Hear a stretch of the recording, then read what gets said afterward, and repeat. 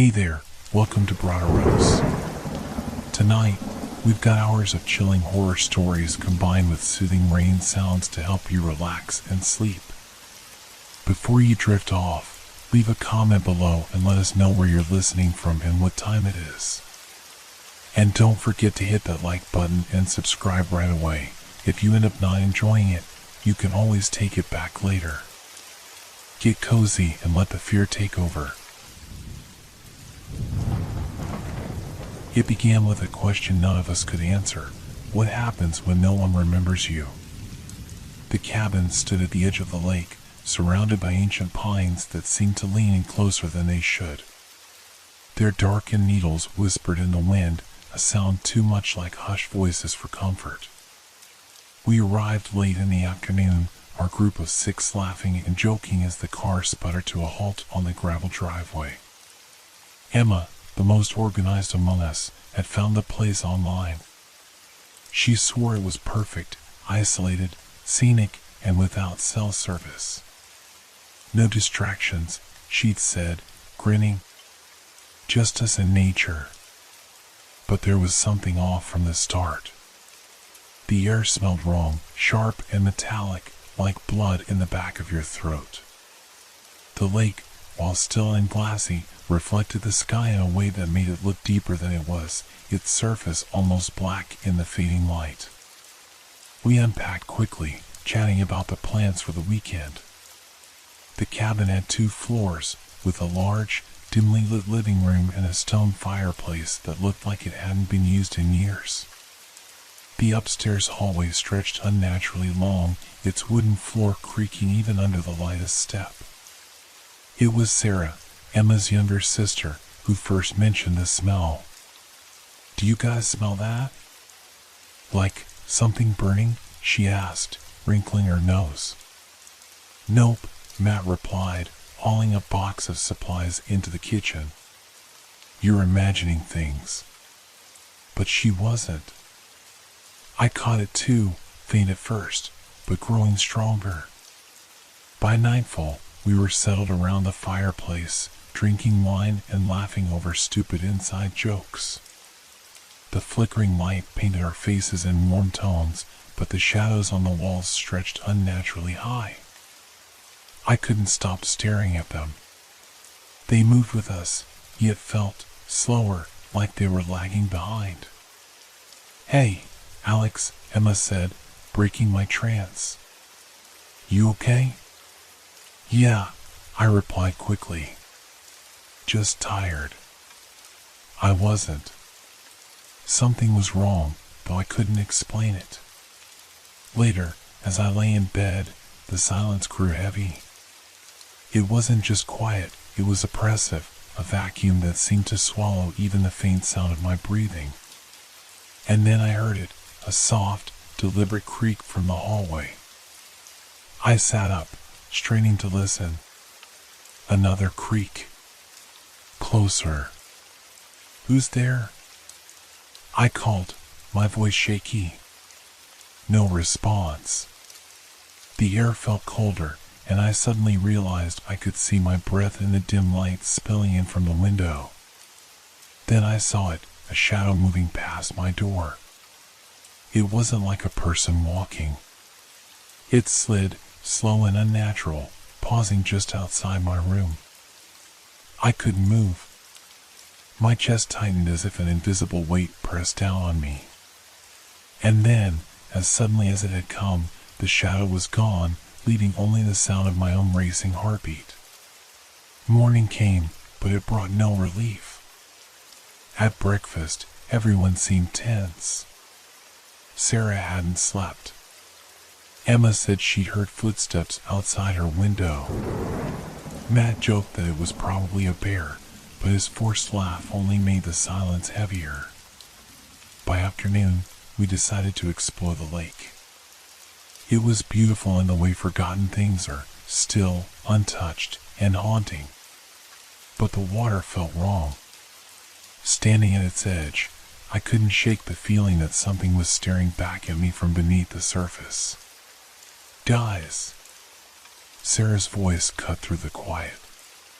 "Where's Mia?" We turned, scanning the shoreline. She'd been with us minutes ago, but now she was gone. Mia? Emma called, her voice rising. The woods remained silent. Too silent. And then, faintly, we heard her voice. Over here. It came from the trees, soft and distant. Mia. Matt shouted, running toward the sound. But as we followed, the voice grew stranger, flat and toneless, repeating the same phrase. Over here. It was her voice. But it wasn't. Over here. The words hung in the air, their unnatural tone sending a shiver down my spine. I grabbed Emma's arm, stopping her mid-step. Wait, I whispered. That doesn't sound right. Emma looked at me, her eyes wide. What do you mean? It's Mia. No, Sarah muttered, shaking her head. It doesn't sound like her. Not exactly.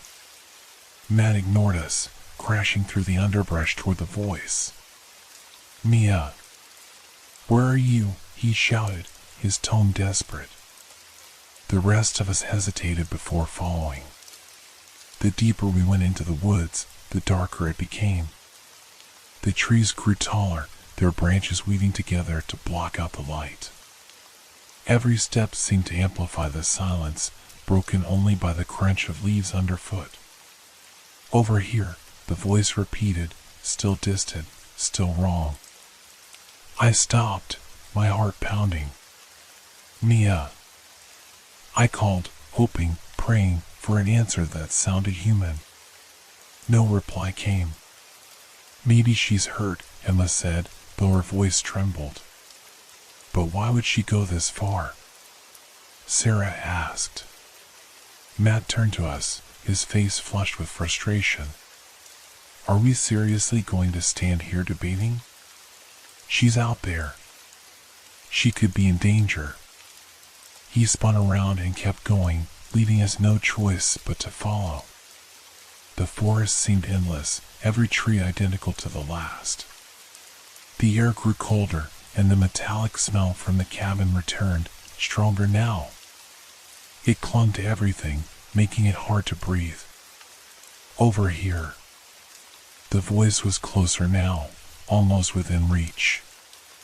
Matt broke into a run. Wait!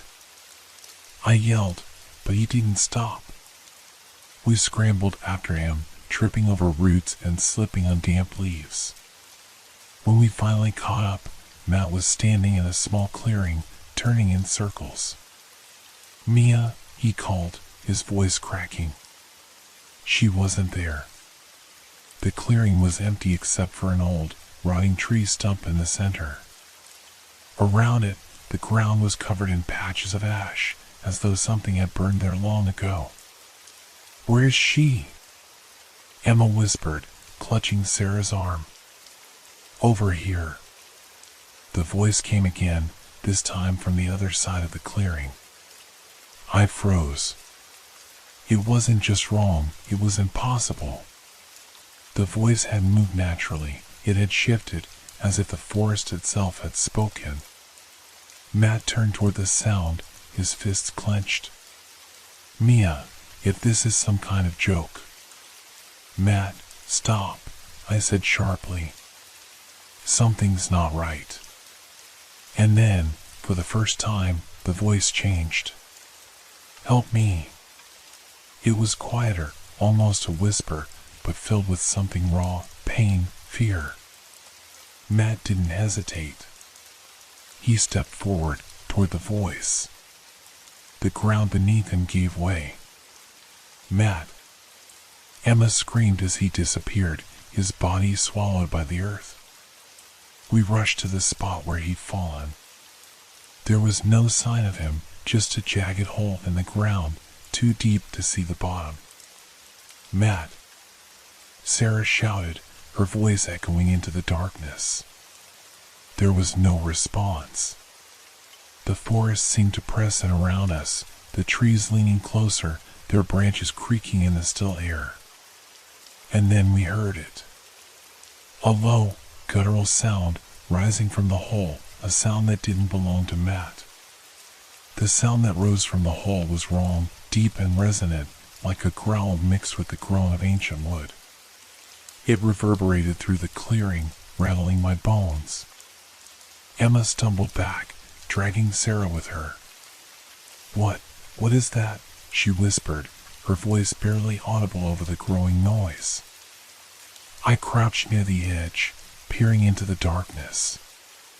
"Matt," I yelled, the name trembling on my lips.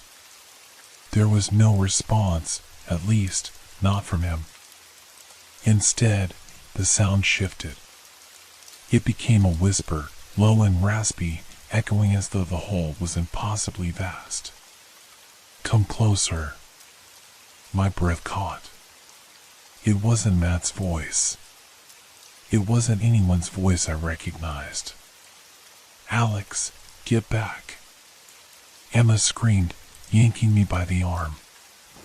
I stumbled, landing on the damp ground, the smell of ash clinging to my clothes. "We have to leave," Sarah said, her voice high-pitched and panicked. "We can't stay here." "But Matt," Emma began, tears streaming down her face. "Matt's gone," Sarah shouted, cutting her off. "Whatever that thing is, it's not him." The words hung in the air like a slap. Emma froze, her hands trembling as she clutched at the edge of her sweater. Then the whisper came again, louder this time, echoing from every direction. "Over here." It wasn't just coming from the hole anymore. It was all around us, above, behind, beneath. The forest itself seemed to hum with the sound, the trees swaying though there was no wind. "Run," I said, my voice shaking. "What?" Emma asked, her eyes wide. "Run," I screamed, grabbing her arm and pulling her toward the path we'd come from. We bolted, crashing through the underbrush, our breaths ragged and hearts pounding. The forest seemed alive, branches clawing our clothes, roots snagging our feet. The whispers followed us, growing louder, more insistent. "Over here." "Help me." "Come closer." Sarah tripped, falling hard onto her hands and knees. Emma and I stopped, doubling back to pull her up. "Leave me." Sarah gasped, tears streaming down her face. "It's too late." "No," Emma snapped, yanking Sarah to her feet. "We're not leaving anyone." The forest opened up ahead, and we burst onto the rocky shoreline of the lake. For a moment, the whispers stopped. We collapsed onto the ground, gasping for air.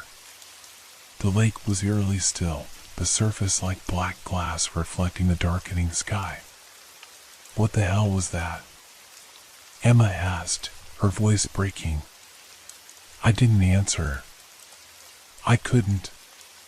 My mind raced, replaying everything, the voice, the hole, the sound. "We can't stay here," Sarah said, her voice trembling. "We have to leave.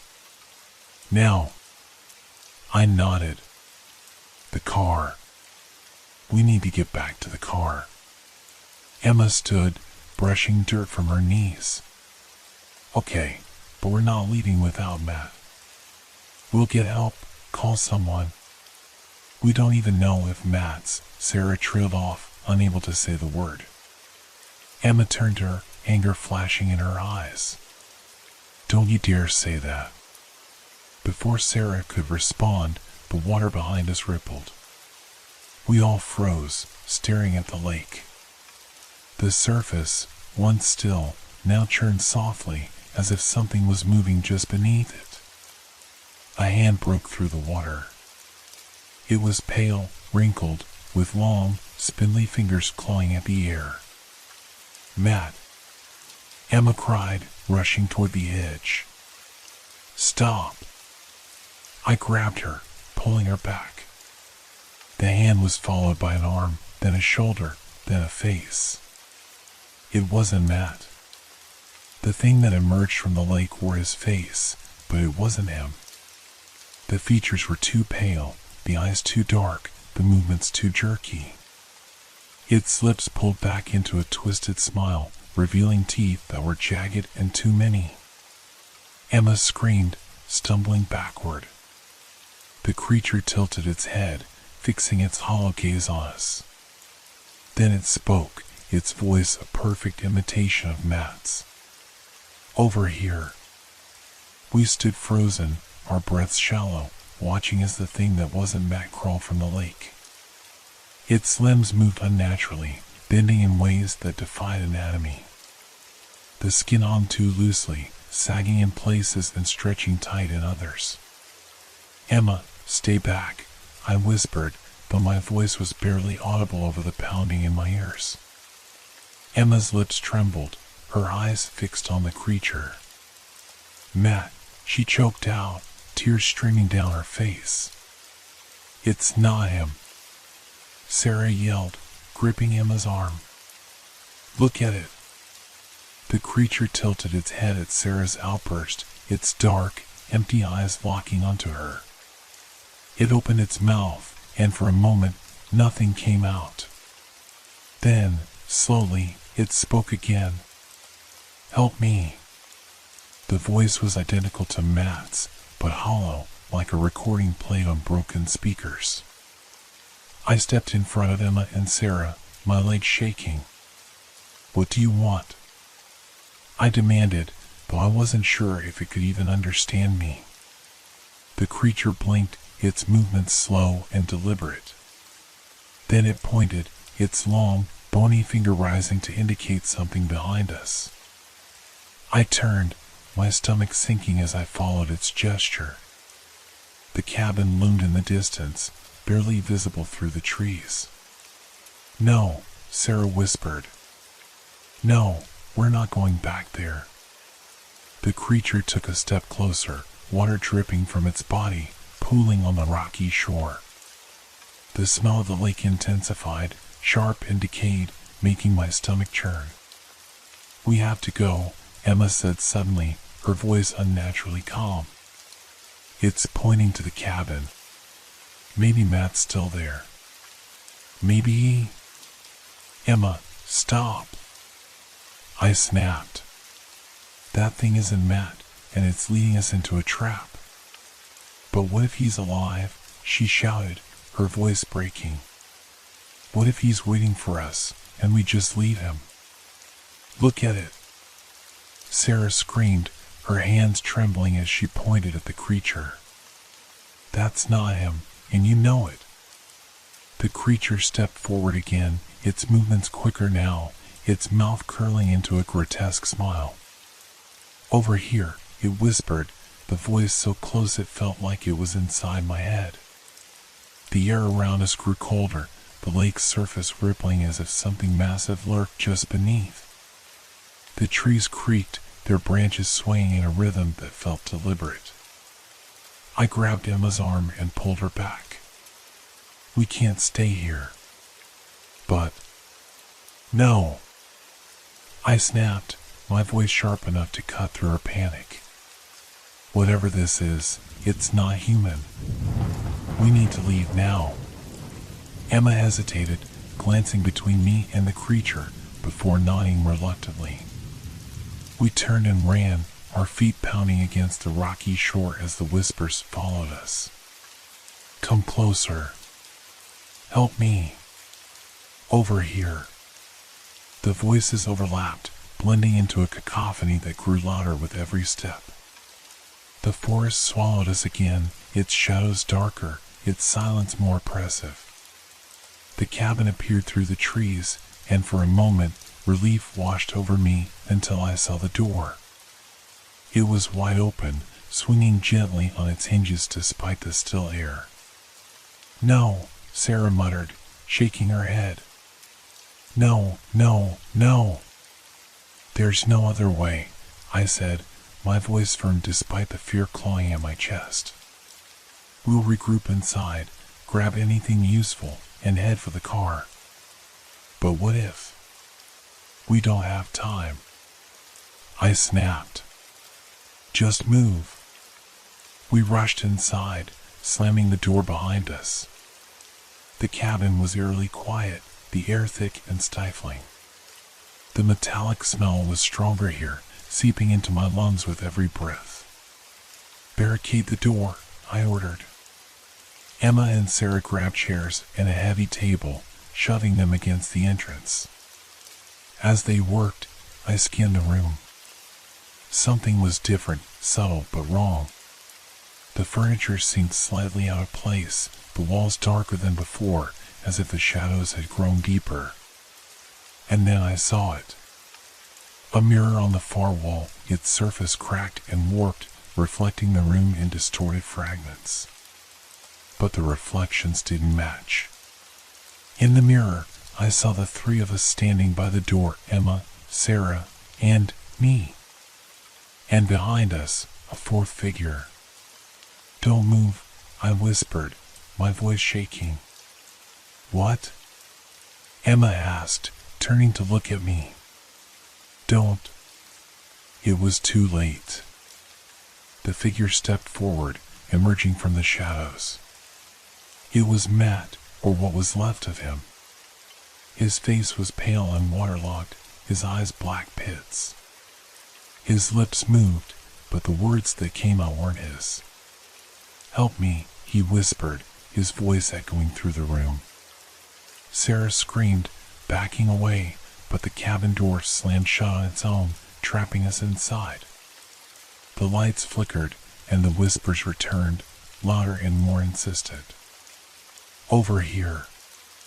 Over here. Over here." And then everything went dark.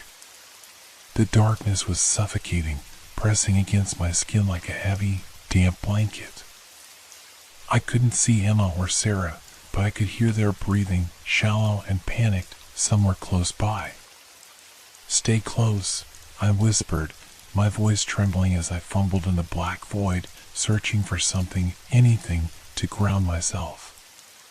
A faint light flickered in the distance, pale and sickly, casting distorted shadows across the cabin walls. The mirror on the far side of the room reflected it, warping the light into jagged shapes that danced like living things.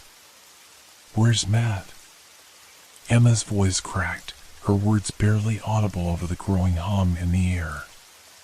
"He's not here," Sarah hissed, her tone sharp with fear. "That thing, whatever it is, it's not him." The whispers returned, overlapping and echoing from every corner of the room. "Help me." "Over here." "Come closer." The light pulsed, brighter now, and the shadows grew sharper. I turned toward the source, my eyes struggling to adjust, and saw it, Matt's figure, or the thing that wore his face, standing in the center of the room. Its head tilted unnaturally, its black eyes reflecting the fractured light. "Why did you leave me?" it asked, its voice twisting between Matt's and something deeper, more guttural. Emma stepped forward, tears streaming down her face. "Matt, it's us. We didn't leave you. We thought you."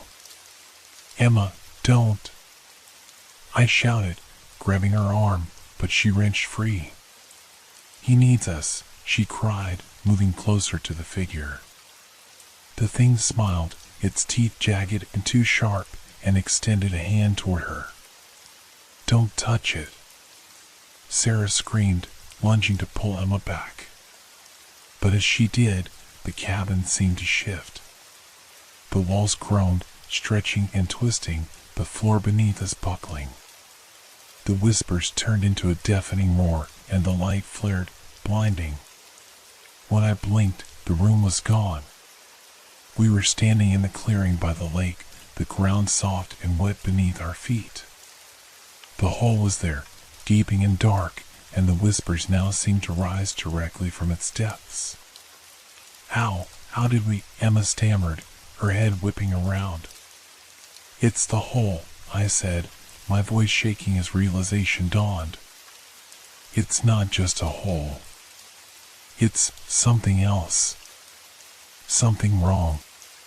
Sarah clutched her head, shaking violently. We're not supposed to be here. This isn't real. This isn't. The ground beneath her shifted, and she stumbled, falling to her knees at the edge of the pit. Sarah!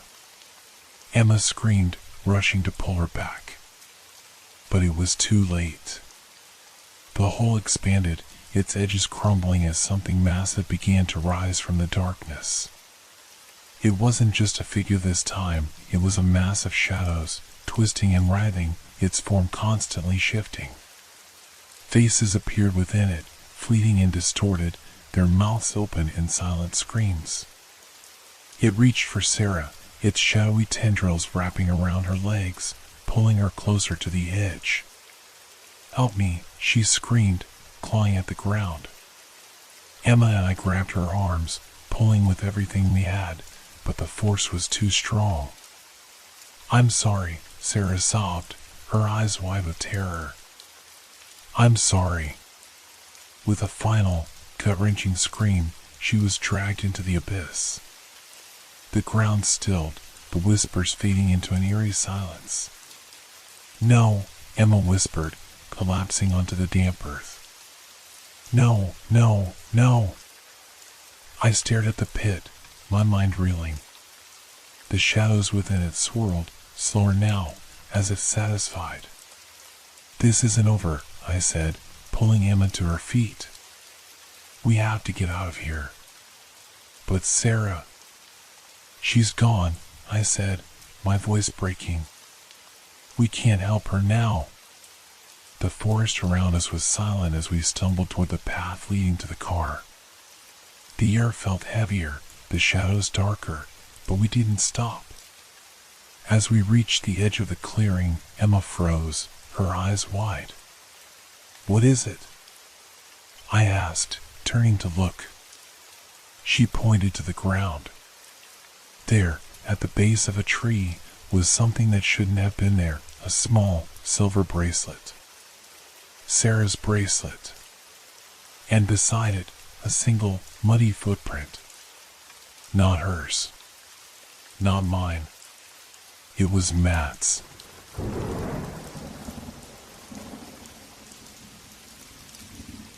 There was something about the silence that never quite felt right. It wasn't the absence of sound, but the way it wrapped itself around everything. It was as if the air itself was holding its breath, waiting for something. And when I stepped into this new apartment, I didn't hear a single creak in the floorboards, not a whisper from the walls, just an overwhelming, oppressive stillness. It made my skin crawl. I hadn't wanted to move. Not really. But after the accident, the old place just felt wrong.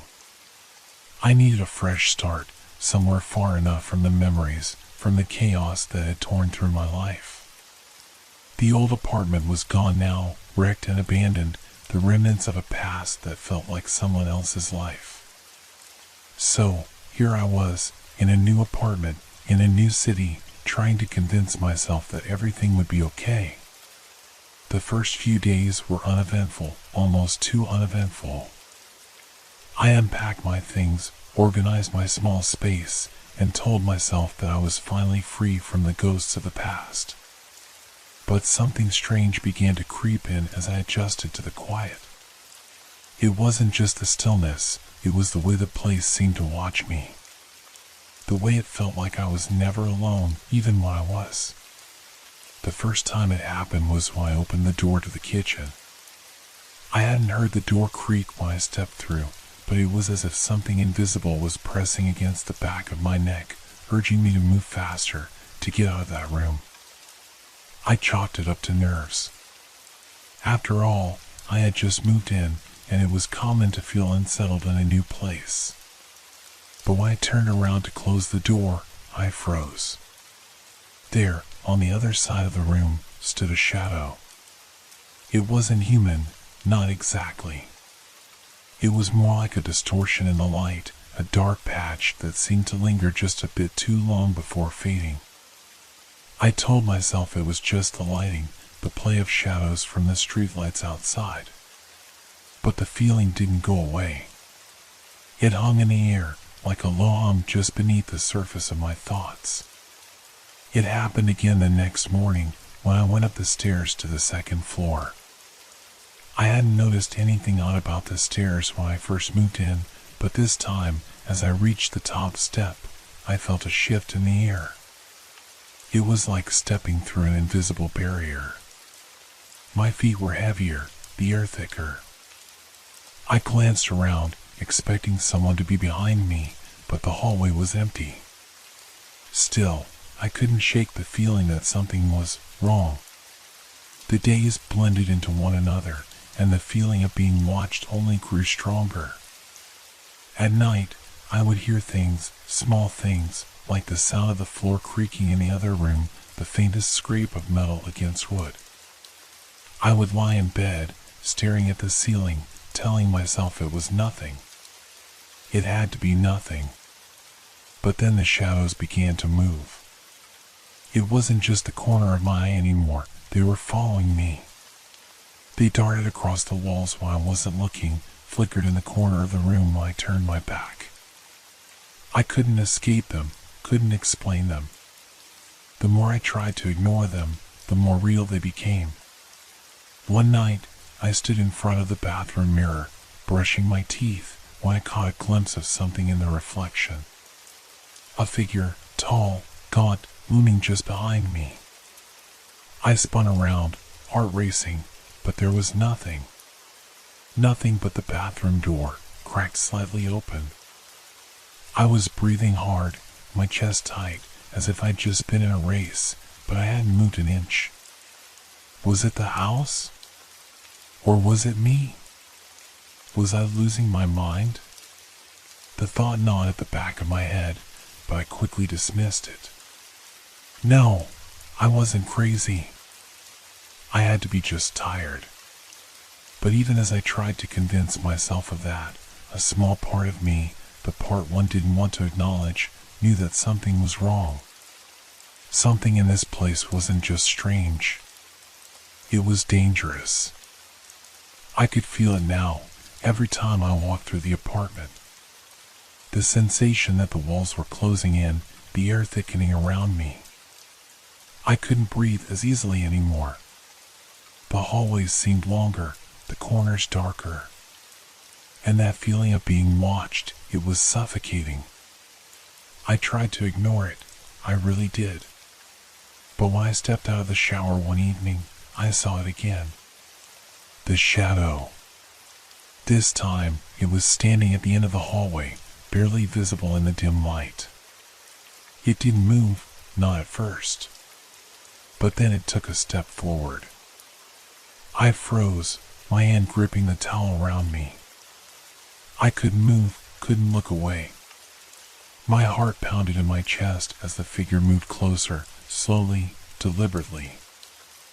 I wanted to scream, but I couldn't. I could feel the cold creeping up my spine. The space between us shrank, and I knew, deep down, that I wasn't alone anymore. Someone, was in this house with me. And it was waiting for me to make a mistake. I closed my eyes, wishing it would go away. But when I opened them again, the figure was still there. Only now, it was much closer. I tried to step back, to turn, to run. But something in the air seemed to hold me in place. There was no escape. And as I stood there, paralyzed with fear, I couldn't help but wonder if I had ever truly been alone. I didn't move.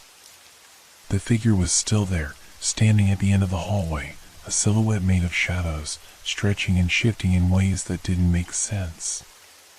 It felt like my mind was playing tricks on me, but deep down, I knew that it wasn't. I could feel it, whatever it was, watching me, waiting for me to make a wrong move. My breath was shallow. I tried to back away, but my legs wouldn't listen. My body was frozen, like I was caught in the thick, invisible grip of something far beyond my understanding. It was as if the very air had become a trap, holding me in place while the figure approached, step by deliberate step. My eyes never left it, despite the dread gnawing at my insides. The shadows seemed to stretch longer with every heartbeat, and I could hear the faint sound of something scraping.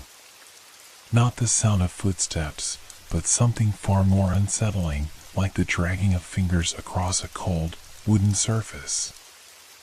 I snapped my head to the side, looking for something to defend myself with, anything, but the hallway was empty. Just empty walls, silent and still. The air felt thick with the pressure of my own thoughts, and every second felt like an eternity. My pulse was deafening in my ears. When I finally forced myself to turn, to face the figure, it wasn't where it had been moments ago. I had no idea when it moved. One moment it was at the far end of the hall, and the next, right in front of me. The distance had been reduced to nothing. The thing, it wasn't human. Not in any way that I could understand. Its form was still mostly a shadow, but there was a twisted, grotesque sense of reality to it. Its edges were jagged, like the silhouette of something wrong. Something that didn't belong in the world I knew. I stumbled backward, my heart racing as the shadows seemed to lean toward me, drawing closer with each passing second. I could hear the soft scrape again. This time, it was closer.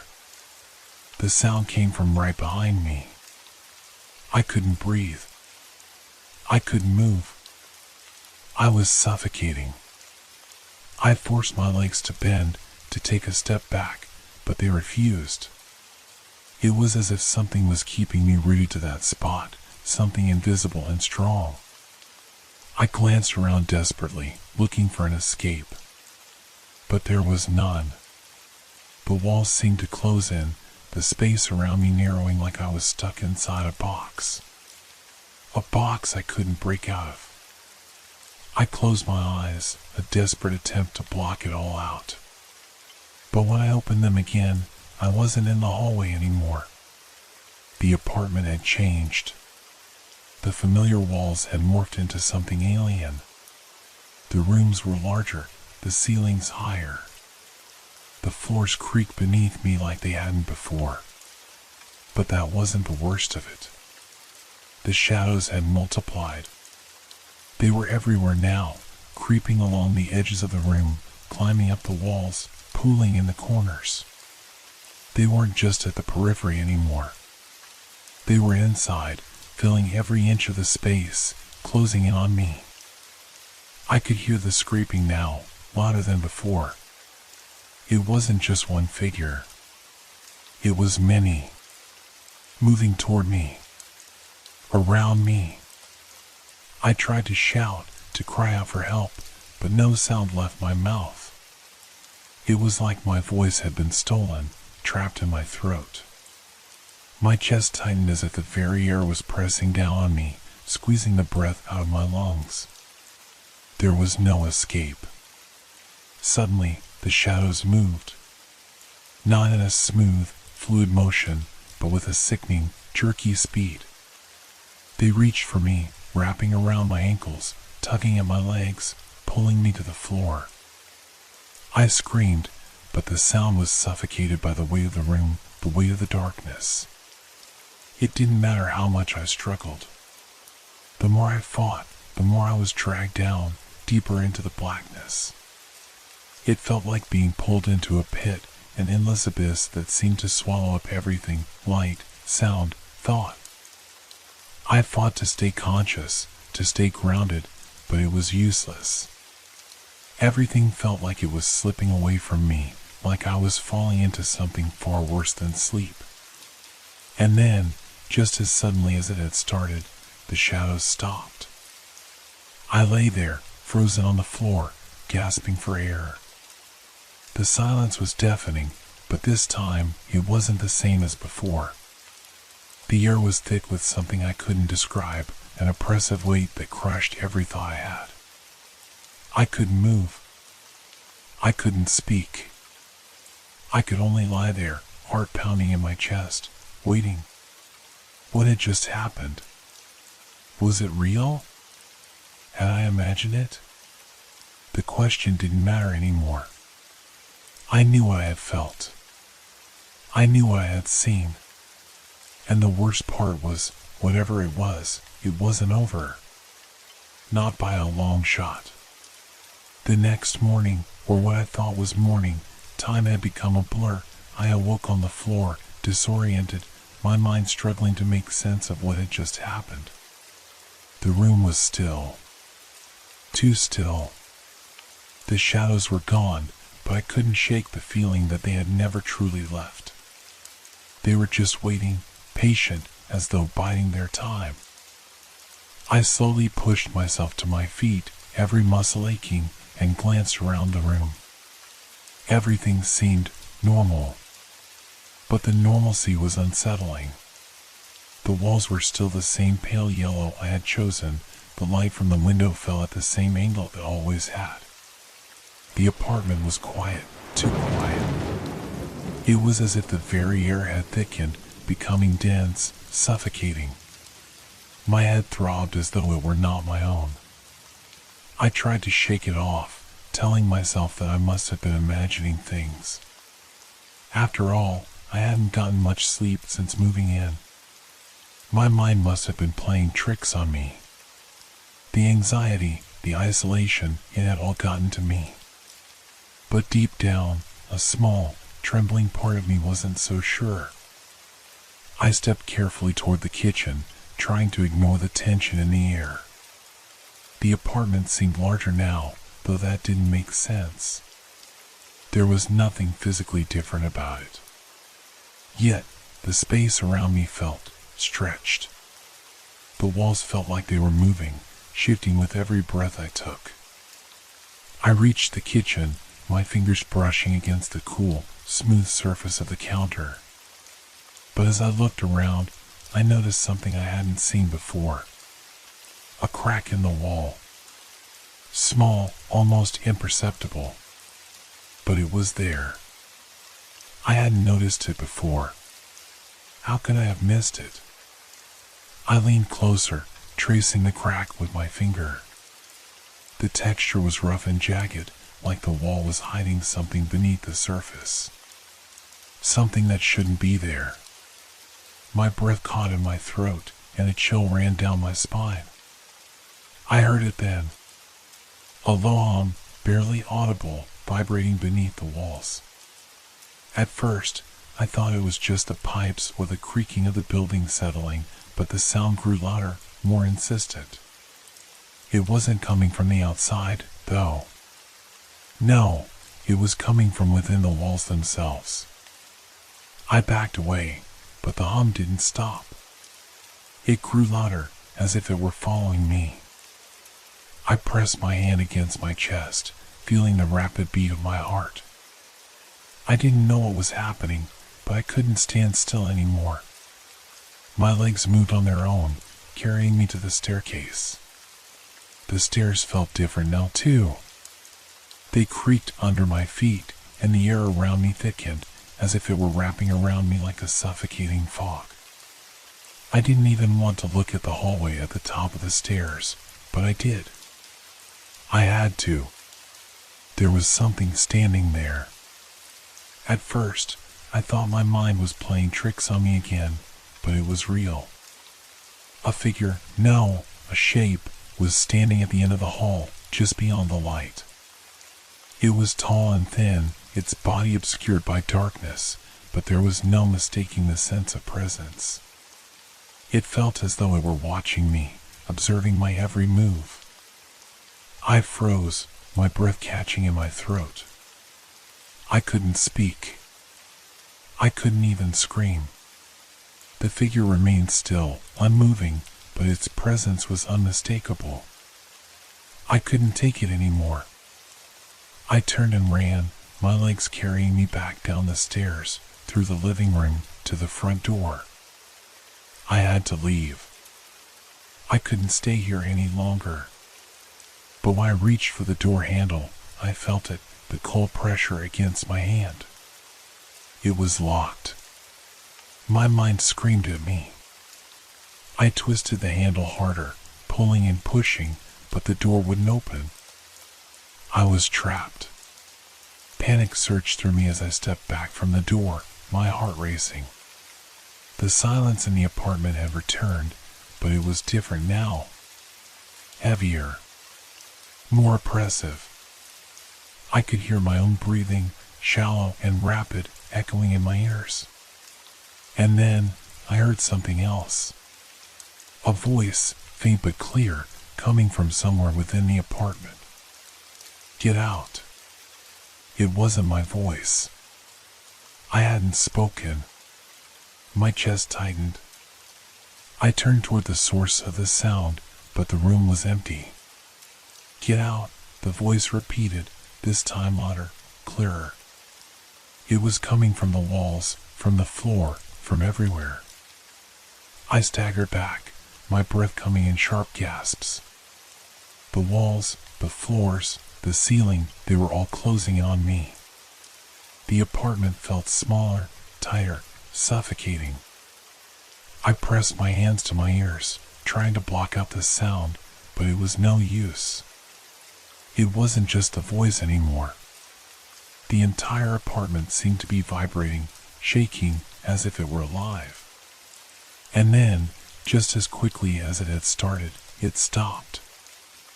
I opened my eyes, but the world had changed again. The hallway was darker, the shadows longer.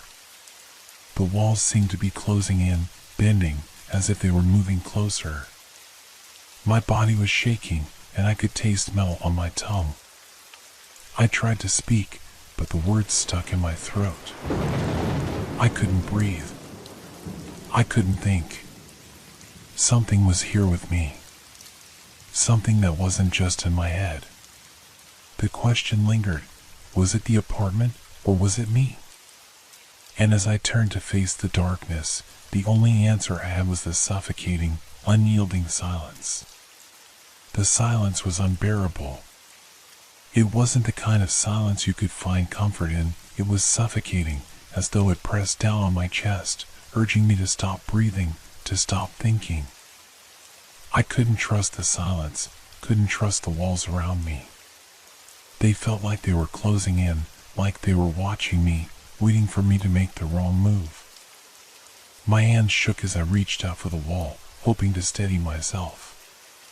But the moment my fingers brushed against the surface, I felt it, a coldness.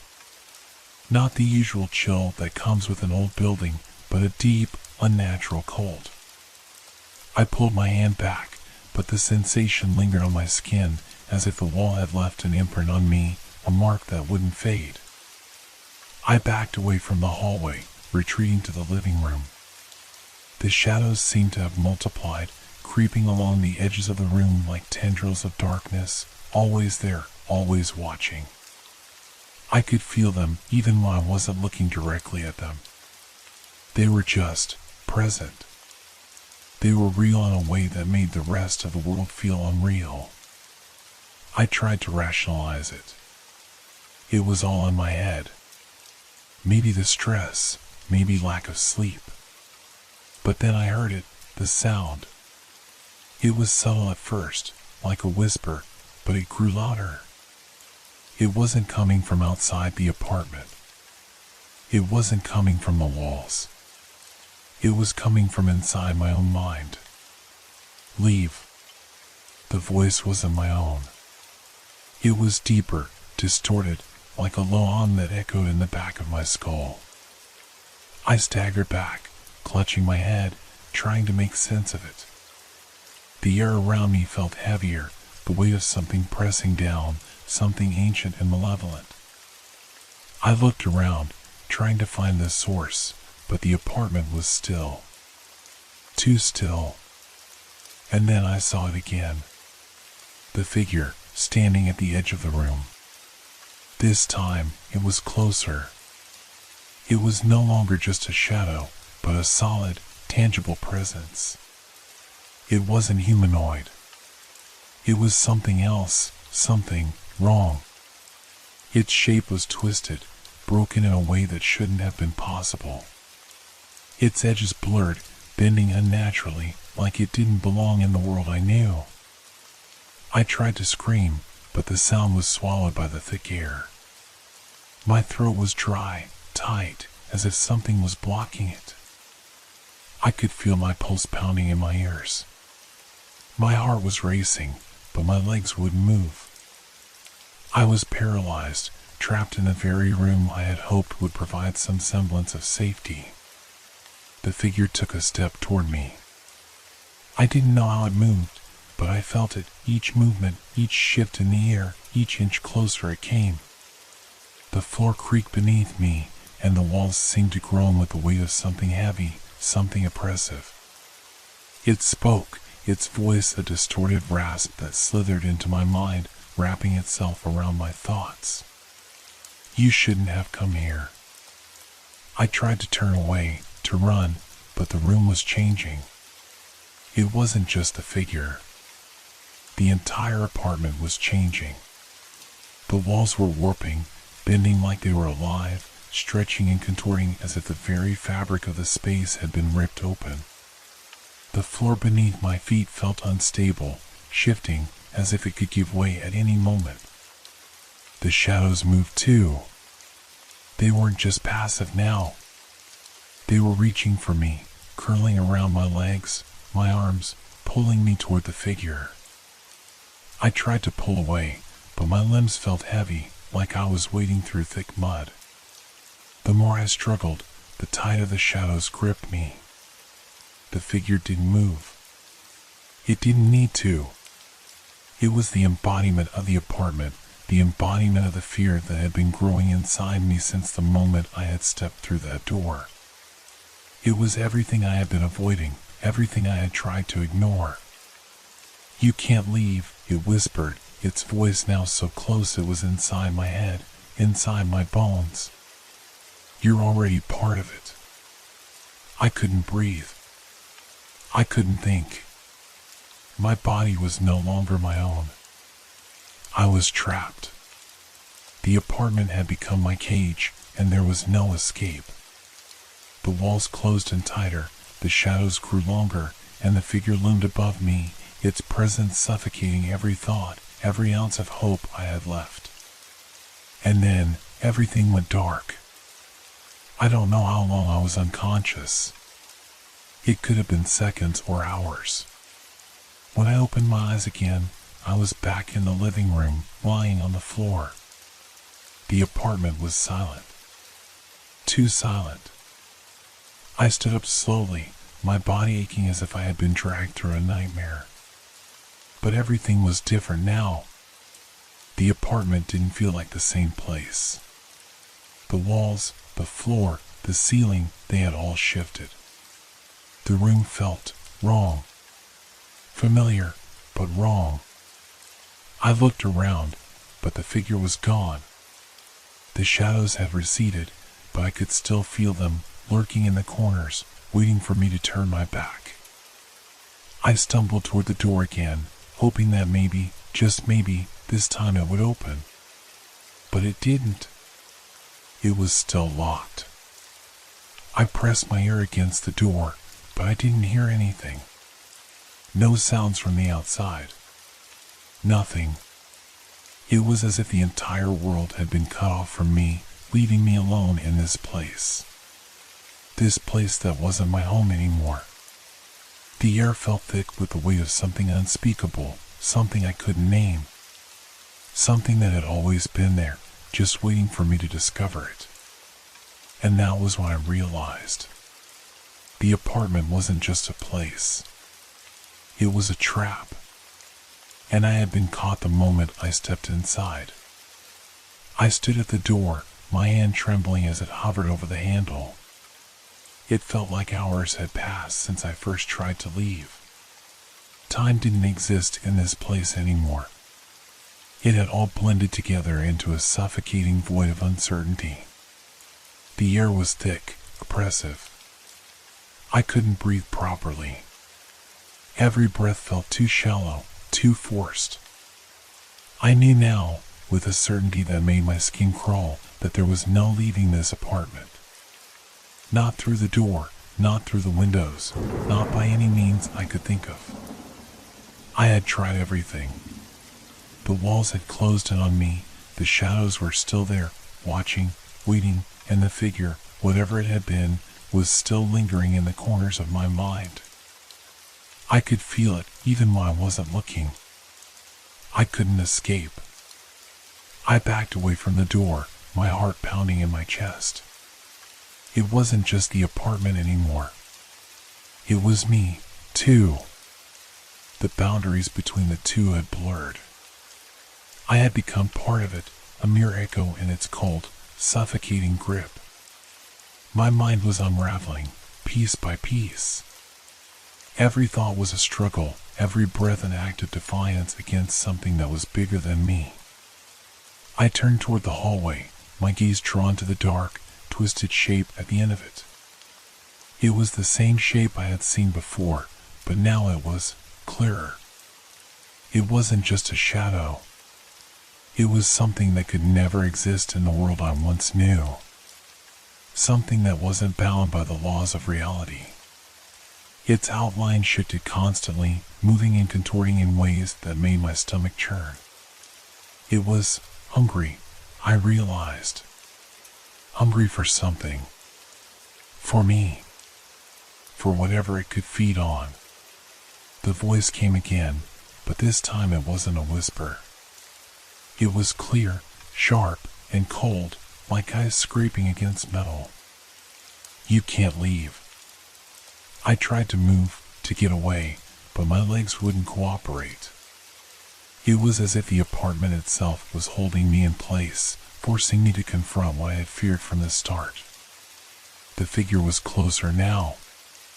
Its form was jagged, like a broken reflection, flickering between dimensions. Every step it took sent a ripple through the air, warping the space around it. My breath came faster. I couldn't think. I couldn't focus. The walls were closing in again, pressing in from all sides, narrowing the space between me and the thing in front of me. I didn't know how much longer I could stand it. Then, I felt it. A cold hand. A hand that wasn't my own, that didn't belong to anyone, gripped my wrist. It was like ice, freezing my skin, sending a jolt of terror through my body.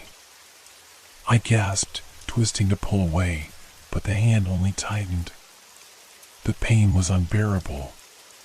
It wasn't just physical. It was in my mind, in my soul. The voice spoke again, and this time, I knew it wasn't just a voice. It was something more. It was the apartment.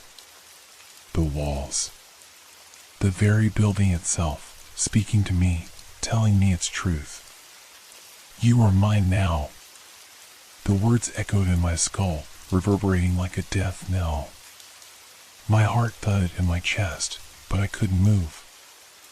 I couldn't even scream. The hand on my wrist dragged me forward, toward the figure.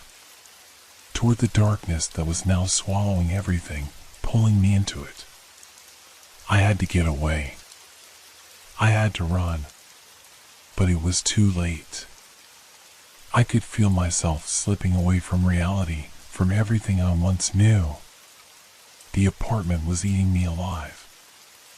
I twisted again, the cold grip slipping slightly, just enough for me to stumble backward. I fell to the ground, gasping for air, my body trembling uncontrollably. But as I tried to crawl away, the shadows in the room shifted again, twisting and reaching for me. They were everywhere. They were inside me. I looked up, and for the briefest moment, the figure stepped into the light. It was taller than I remembered. More imposing. Its face, or what passed for a face, was nothing but a blur of darkness, an unrecognizable mass of twisted features, like a reflection that had been shattered and reformed in ways no human mind could comprehend. The eyes, if they could even be called eyes, were like holes in the fabric of reality itself. Black, endless, consuming. I closed my eyes, squeezing them shut in a desperate attempt to escape its gaze, but the voice came again, louder this time, seeping into my thoughts, into my very being. You cannot escape. It wasn't just a threat anymore. It was a statement of fact.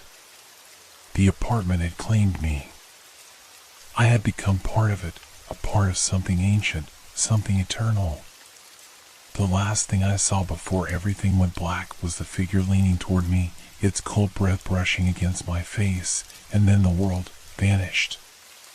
When I woke, I wasn't sure where I was. The apartment was gone.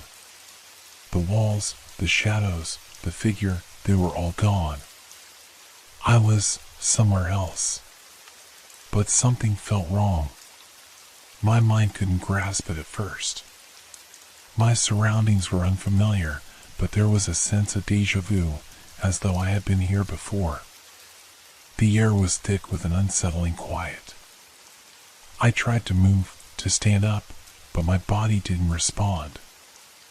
I was frozen in place.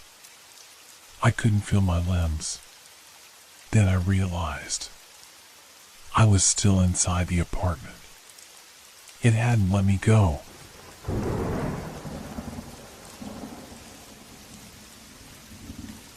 I woke up in my own bed, but something wasn't right. The room felt unfamiliar. The light coming in through the window had the wrong shade of blue.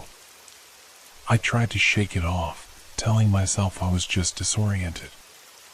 After all, it was early, too early, and my mind was still clouded from sleep. But when I glanced at the clock, my stomach dropped. The hands of the clock were frozen. Not stuck, just frozen. It didn't make sense. The time was the same as when I had gone to bed, but the room, everything about it, felt wrong. I rubbed my eyes, trying to clear my head, but the feeling lingered, heavy like the air after a thunderstorm. I got up and stumbled to the bathroom. I splashed cold water on my face, looking into the mirror. But the reflection was off. There was something about my eyes, something deep and tired that hadn't been there before. I took a deep breath, trying to shake the unease, but it wouldn't leave. There was a faint sound, like a door creaking, or maybe it was the wind. It was hard to tell. I stepped back into the hallway, scanning the dim light. My footsteps echoed too loud in the silence, as if the house itself was listening. The hallway stretched longer than I remembered. The walls were warped, and the shadows in the corners felt thick, almost tangible. I couldn't tell if I was imagining it, but I was certain the space around me had changed, as if it had shifted while I slept. I reached the living room and froze. The furniture was rearranged. The couch, the chairs, the table, all in different places. It wasn't a huge change, but it was enough to make me question if I was still in the same house. It felt like walking into a memory that had been altered, like a dream that wasn't mine. I didn't understand. I couldn't explain it. I must have been too tired or too stressed to notice last night. Maybe I'd moved things around myself without remembering. But that thought only made the unease grow, gnawing my stomach. I walked over to the window, looking out at the street. The sun was low in the sky, casting long shadows. But it didn't look like morning. It looked like late afternoon, almost evening. I glanced at my phone. It had been 4 hours since I went to bed. But I didn't remember any time passing. It was as if it had just vanished. It was then that I heard the whisper. At first, it was a faint sound, a breath of wind, but it grew louder. My name. The voice called out softly, like it was coming from the shadows themselves. I spun around, but the room was empty. I wanted to laugh it off, tell myself it was just my imagination. But I couldn't. The voice felt too real, too close. I tried to move, but the room had changed again. The walls seemed to stretch, like the hallway was never ending. I couldn't remember which way I'd come from. My head started to ache, a sharp pain that pulsed with every beat of my heart. I stumbled, disoriented, my mind racing to make sense of what was happening. Was I losing my mind? I felt lost. The time between moments was slipping through my fingers like sand in an hourglass. Every step I took, every movement, felt like a replay of something I had already experienced, but I couldn't remember when. I couldn't remember anything that had happened between waking up and now. And then, I saw it. In the corner of the room, a shadow flickered, moving in a way that shouldn't have been possible. It wasn't the light. It wasn't the wind. It was something else. Something that shouldn't exist. I froze, my heart pounding in my chest. The shadows seemed to grow, stretching toward me, reaching for me. The air grew colder. My breath caught in my throat. I wanted to run, but my feet wouldn't move. My body was frozen, trapped in a loop. And then the voice came again, clearer this time, almost as if it were standing right behind me. You are forgetting. I turned around, but no one was there. My breath quickened. The shadow was still moving, circling me like a predator closing in on its prey. I backed away, my eyes darting around the room for an escape. But there was no door. No way out. The voice, now almost a hiss, echoed in my mind. You're forgetting everything. Time is slipping away, and you don't even realize it. I tried to hold on to what little I could remember, my name, the room, the moment, but it was slipping from me, fading into the darkness. I had to get out. I had to wake up. I had to stop this before it swallowed me whole. But the more I tried to remember, the more everything seemed to blur. The shadows were closing in, the walls were stretching, and the time was, what, gone. Everything was gone. And then, I woke up again. I was back in my bed. The same bed, the same room. But everything was different. Again, the clock showed a different time. My phone was still in my hand, and the same message was there, left unread.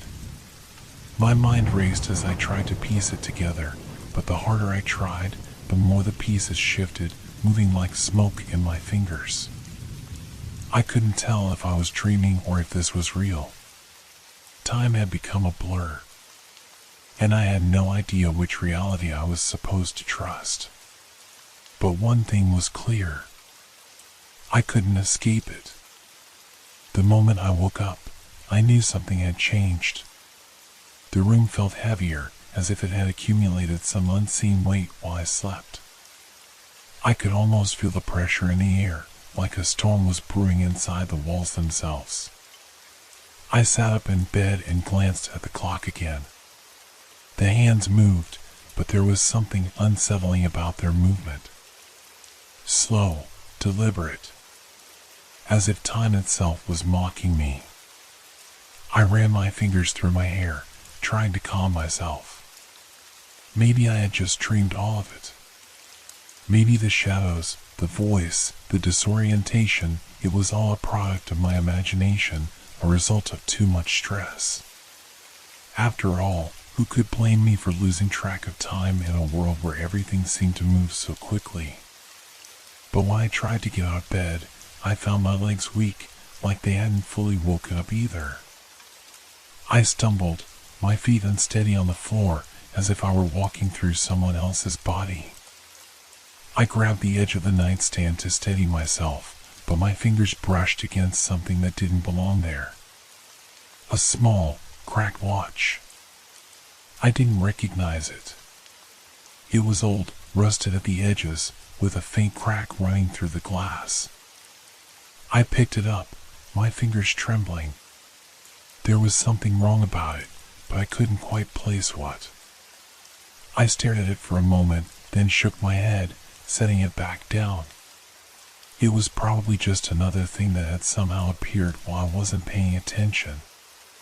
A misplaced item in a world where nothing seemed to make sense anymore. I left the bedroom, trying to push away the sense of dread crawling up my spine. The hallway stretched before me, long and silent, like an old photograph with faded edges. There was no sound, not even the usual hum of the refrigerator or the distant traffic outside. It was as if the house had taken a deep breath and held it, waiting. I walked down the hall, my footsteps echoing in the stillness. Every step felt wrong. The floorboards creaked, but it wasn't the usual sound. It was deeper, heavier. Like the house itself was sighing under my weight, its old bones protesting with every movement. When I reached the kitchen, I froze. The countertops were empty, clean, too clean. There should have been something. A cup, a knife, crumbs from the toast I had made yesterday. But there was nothing. Just empty space. I walked over to the sink, staring at the dry dishes. The faucet was turned off, but a small drip echoed in the silence, the sound sharp and unnerving in the otherwise still room.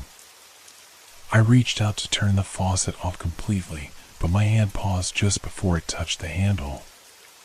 The drip, drip, drip, it was in sync with the beating of my heart. I stepped back, my pulse quickening. I needed to get out of here. I needed to find something, anything, that would make sense of this. I turned and left the kitchen, moving toward the front door. But as my hand gripped the handle, I felt it. A slight shift in the air, the temperature dropping. It was subtle, but it was there, like the air itself was holding its breath. I pulled the door open, but instead of the familiar street outside, I was met with darkness. The porch light was flickering, casting strange, elongated shadows across the ground. But more unsettling was the fact that the sky above me was pitch black. Not a star. No moon. Just endless, suffocating darkness. I blinked, unsure of what I was seeing. I stepped outside, but my feet sank into the ground as if the world was soft beneath me, like wet clay. Something was wrong. My heart raced as I spun around, searching for a familiar landmark, something that would tell me I was still in the same place. But nothing looked right. The street was gone. The houses were gone. All I could see was the void, an empty abyss stretching endlessly in every direction. I tried to scream, but my voice didn't make a sound. My chest tightened. Panic surged through me. I couldn't breathe. I couldn't think. Time seemed to slow, and I was stuck in a moment, one that had no beginning and no end. Just this suffocating, endless stretch of nothing. And then, through the darkness, I saw it. A figure. Just a shadow, at first. But it was moving, gliding toward me with an unnatural grace. As it drew closer, I could make out the faintest outline of a face, blurred, shifting, as if it couldn't quite decide what it was. It was getting closer. I could feel its presence like cold fingers brushing against my skin. I stepped back, heart pounding in my chest, but there was nowhere to go. The ground seemed to close in on me, the air thick and pressing, pushing me toward the figure. "Who are you?" I tried to ask, but the words came out as whispers, like they weren't meant for the world I was in. The figure didn't answer. Instead, it extended a hand toward me, Its fingers stretched impossibly long, like they were reaching for something hidden beneath my skin. I could hear the voice again, that same whisper, now like a hum in my ears. "Time is broken," it said. "You can't escape." I couldn't breathe. I couldn't move. My body was frozen in place, my mind screaming for release, but the darkness, the figure, and the voice held me captive. And then, everything stopped. The figure, the darkness, the voice, all gone. Just like that. I woke up again. I gasped as I woke up, my heart still racing, my body drenched in sweat. But this time, things were different. I was back in my bed. The clock on the nightstand read exactly the same time as before. 5:30 in the morning. A cold shiver ran down my spine. Everything was so ordinary. Too ordinary. I sat up slowly, glancing around the room. The same walls, the same furniture, the same eerie silence. Nothing seemed out of place, and yet the air felt thick with something unspoken, something that didn't belong. The unease crept back, curling in the pit of my stomach. Was I dreaming? But the cold sweat on my skin felt too real. The panic, the sensation of drowning in darkness, that was real, too. And the figure. I couldn't forget that shadow, those long, distorted fingers reaching toward me. I swung my legs over the side of the bed and stood up, my knees wobbling slightly. Everything seemed as it should, yet my mind refused to believe it. My eyes darted to the cracked watch on the nightstand. It was still there, sitting innocently as if nothing had changed. I reached out, my fingers trembling as I picked it up. It was cold to the touch, heavier than it looked. I turned it over, expecting to see some clue, some hint as to where I was, or what I was. But nothing. Just the same cracked surface. The time displayed on it was wrong. It read 2:30 in the morning. How could that be? The clock on the nightstand had said 5:30. I glanced back at it, only to find that now it read 2:30 as well. My breath caught in my throat. I rushed out of the room, my mind a whirlwind. The house was unchanged, but everything felt like it had been rearranged in some subtle, disorienting way. The hallway stretched out before me, as silent and unnerving as ever. I moved cautiously, my steps echoing off the walls, too loud in the stillness. I reached the kitchen, only to find it exactly as it had been when I first entered, clean countertops, the dry faucet, the endless drip. I couldn't understand. It was as though I had never left, except I had. I knew I had. My heart thudded in my chest. I walked to the window, peering out into the street. The same dark, empty night. The same streetlights flickered weakly against the thick, black sky. No signs of life. I opened the door, but this time, nothing strange happened. The outside world was as it should be, the chill of early morning air seeping into the house.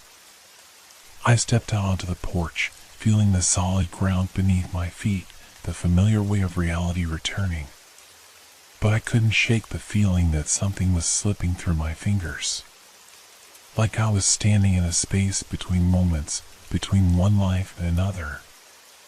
A life that wasn't mine, or maybe a life that was mine but just out of reach. I tried to steady myself, taking a deep breath, focusing on the present. But that's when I saw it. A figure across the street. It was standing still, just like before. A shadow among shadows, unmoving, waiting. The same shape, the same outline. And again, I couldn't make out any details. The figure wasn't solid, wasn't real, but at the same time, it was. It was there, and it was waiting for me. I stepped back, my heart thundering in my chest. I didn't want to go near it. I didn't want to acknowledge it. But somehow, I knew I had no choice. I took a tentative step forward, but as I moved, the figure began to dissolve into the air, vanishing, like smoke being blown away by the wind. I stopped in my tracks, feeling a strange weightlessness in my limbs. Then the world shifted again. The air around me thickened, became heavy with tension. Time didn't move, it stalled, and I was caught in that in-between place where nothing existed but fear. I turned back toward the house, but the door slammed shut behind me with a deafening bang. The walls of the house seemed to close in, growing smaller, tighter, until I could barely breathe. The room twisted, the space between the walls stretching and distorting as if reality itself was bending under the weight of something unseen. The air grew colder, and the faint hum of that voice returned, distant but clear, like it was echoing from the deepest part of my mind. You can't escape. I stumbled backward, my hands searching for something to hold on to. The room around me warped like liquid, swirling in on itself. My body felt like it was being pulled in every direction, each pull different, disorienting, a constant tug-of-war between where I had been and where I was. I gasped for air, my throat tightening, but there was nothing to grasp. No place to anchor myself. And then, just as suddenly as it had begun, it stopped. The room returned to normal. The walls, the floors, the air, everything was still. Silent. Empty. Except for the watch in my hand. Still ticking. But now, it was a full hour ahead. It said 3:30. I didn't know how much time had passed. And that was the worst part. I had no idea how much time I had lost. The clock on my wrist felt heavier now. It wasn't just the weight of time slipping away from me, it was the weight of something else. Something worse. I stared at it, watching the hands move with a deliberate, unsettling slowness. 3:30. That was the time, but I wasn't sure if I could trust it anymore. The house felt different again, even though I couldn't put my finger on what exactly had changed. Maybe it was the way the walls seemed to press in closer, or how the shadows in the corners of the room stretched longer than they should. Maybe it was the silence, how it no longer felt like peace, but more like a void waiting to swallow me whole. I stepped out of the room, my legs trembling, unsure of where I was going. My body moved without thinking, as though it had become an unwilling passenger on a ride I couldn't get off. My breath quickened, chest tight, but I forced myself to take one step after another. The hallway felt endless, stretching far ahead of me. The sound of my footsteps was muted, swallowed by the oppressive quiet. But then, I heard something. A faint rustle, just beyond my reach. Something shifting in the shadows. I froze. There it was again, another noise. A low, skittering sound, like something small moving swiftly across the floor. My eyes darted around the darkened hallway, trying to catch a glimpse of whatever was causing the sound. But the hall was empty. Just the walls, the floor, the doorways leading to rooms that seemed too still. I took a hesitant step forward, my pulse pounding in my ears. The sound came again, this time closer, clearer. A scratch, like nails dragging across wood. I stopped, my heart stopping along with my feet. Suddenly, the floor creaked beneath me. I spun around, but there was nothing there. Nothing but the shadows creeping along the walls. But the feeling of being watched, of being followed, was undeniable now. I had to get out. But where? Where was out? I rushed to the front door. It was locked. No surprise there, but I tugged at the handle anyway, desperate, panicked. I threw my shoulder against it, but the door wouldn't budge. The skittering noise returned, louder this time. Closer. It wasn't coming from the hallway anymore. I turned, my breath catching in my throat. There, just in the corner of the living room, was the figure again. But this time, it wasn't still. It was moving, slowly, impossibly slow, dragging itself across the floor like something wrong. It crawled, its limbs bending at unnatural angles, its form twisted and contorted. I couldn't see its face, but I could feel its eyes on me, those empty, hollow eyes, burning into my soul. I screamed, stumbling backward, but my feet wouldn't carry me fast enough. The figure came closer, its fingers dragging across the floor, scraping, pulling, as though it were being dragged toward me by an invisible force. I couldn't breathe, couldn't think. I just had to move. Had to get away. I lunged for the back door. This one was open. Without hesitation, I bolted through it, my heart racing in my chest, my breath ragged in my ears. The cold night air hit me like a shock to the system. But even then, even as I stood outside, I didn't feel safe. I looked around, panic flooding my mind. The street was quiet, eerily so, the houses all dark and still. The faintest glimmer of streetlights cast long, wavering shadows across the pavement. I felt exposed, vulnerable, and yet I couldn't shake the feeling that the figure was still with me, that it was out there, watching me, waiting for me to slip up. I stepped forward, my eyes darting from shadow to shadow, scanning the empty street. But nothing was there. No sound. No movement. Just the oppressive quiet of the night. The watch on my wrist felt like it was burning into my skin. I looked down at it, and once again, the time had changed. This time, it was 6:15. I swore I had just looked at it minutes ago. How could this be happening? How had time slipped away so quickly? The darkness seemed to close in again, suffocating me with its weight.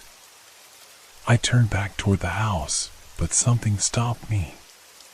The hairs on the back of my neck stood on end. There, standing in the doorway, was the figure. It was watching me, just as it had been before. And I could swear it was smiling.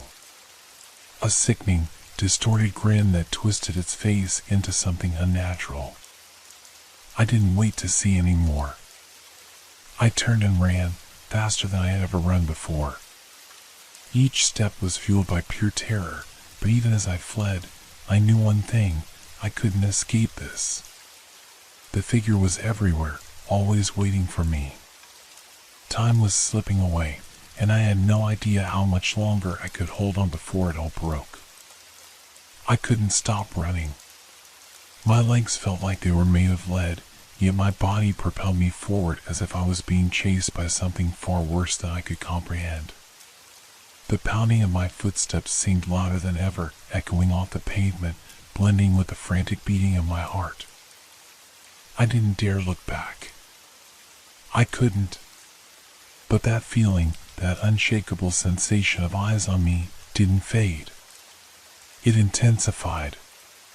The street seemed to stretch on forever, but as I turned the corner, my heart dropped. I recognized the building ahead. It was my house. How was that possible? I had run for what felt like miles, but here it was, looming in the distance like a cruel joke. The same house I had just fled. I stumbled to a halt, gasping for air. My breath came in ragged bursts, my chest tight as if the air itself was being squeezed out of me. No, this couldn't be happening. I had left, hadn't I? I had escaped. But there it was. The same door. The same windows staring out at me like eyes, watching, waiting. I stood frozen, my mind unable to process what I was seeing. How had I come back here? I shook my head. It didn't make sense. It couldn't make sense. I turned on my heel, ready to run again, to escape whatever this nightmare was, but my feet wouldn't move. I tried again, but my legs were like lead. It was as if the ground itself had a hold on me, refusing to let me go. A cold shiver ran down my spine, and I looked down at the ground, realizing too late that the pavement beneath me had changed. It wasn't the same as it had been a moment ago. The cracks in the sidewalk had shifted. The dirt, the leaves, everything was just slightly off. The shadows were longer, the air thicker, colder. I turned back to face the house, but it wasn't the same anymore. The door, once solid, was now warped, twisted as though something had been trying to claw its way through from the inside. The windows were dark, but I could swear something was moving behind them. I took a step backward, but the movement was slow, almost deliberate. And then, from somewhere deep within the house, I heard it. A sound that made my blood run cold. It was a whisper. Low. Repetitive. A voice, but it wasn't one I recognized. Come back, it said, over and over again, each repetition like a hammer strike to my sanity. Come back, come back, come back. I felt my stomach churn. The voice, no, the voices, felt like they were inside my head now, echoing, reverberating through my very thoughts. Come back. The whispering grew louder, more insistent, until it was all I could hear. It wasn't just from the house anymore. It was coming from every direction. I couldn't stand it. I couldn't take it. I had to get away. I had to leave. I turned, but the street was no longer there. It wasn't the familiar road anymore. The buildings around me had shifted, warped, blending together like a twisted painting. There were no clear edges, no straight lines. Just chaos. Everything seemed to fold into itself, as though the world was collapsing, bending under the weight of some unseen force. And then, in the distance, I saw it. The figure. The thing I had been running from. It was standing at the end of the street, watching me with those hollow eyes. Its smile, a jagged, unsettling curve, was stretched wider now, like it was enjoying my torment. I wanted to scream, but no sound came. My mouth was dry, my throat tight, as though the very air had been stolen from me. The figure took a step forward. Then another. Its limbs twisted unnaturally as it moved closer, but it never seemed to get any nearer, as if time itself had begun to lose its grip on reality. I blinked, and suddenly the house was behind me again. I spun around in confusion. My body was on autopilot now, moving in a way that made no sense. It was as if I had been trapped in some sort of endless loop, repeating the same moments over and over again. Come back. The whisper echoed once more, growing louder, the voice now an unbearable pressure in my skull. I pressed my hands to my ears, but the sound only grew. The world around me spun faster, the sky darkening with every second, every breath I took. There was no escape. No way out. I looked at my watch again. The time had shifted again. This time it was 6:45. I had been running for hours. But how could it be? I wanted to collapse, to scream, to wake up, but I couldn't. I was stuck here. Somewhere between time and reality, locked in an endless loop of my own madness. And that figure, that horrible, twisted thing, was always waiting, always watching, ready to pull me back into its nightmare. Forever. I was trapped. And this was my reality now.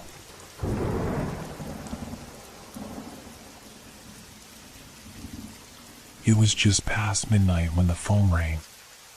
The sound sliced through the silence of my apartment, dragging me from the half-dream state I had been drifting in.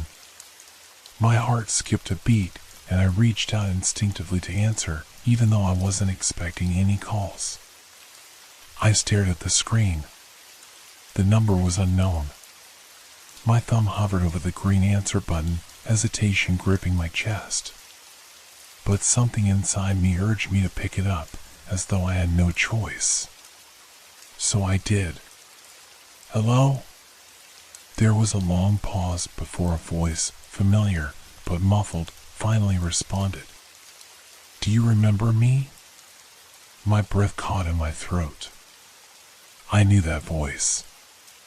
It was his. Mark? I whispered, my mind racing through 1,000 memories I had tried so hard to bury. But there was no response. The line crackled, and then the voice returned, a low murmur, like a memory slipping through my fingers. You can't escape what's coming. I felt a cold sweat break out across my skin, the hairs on the back of my neck standing up.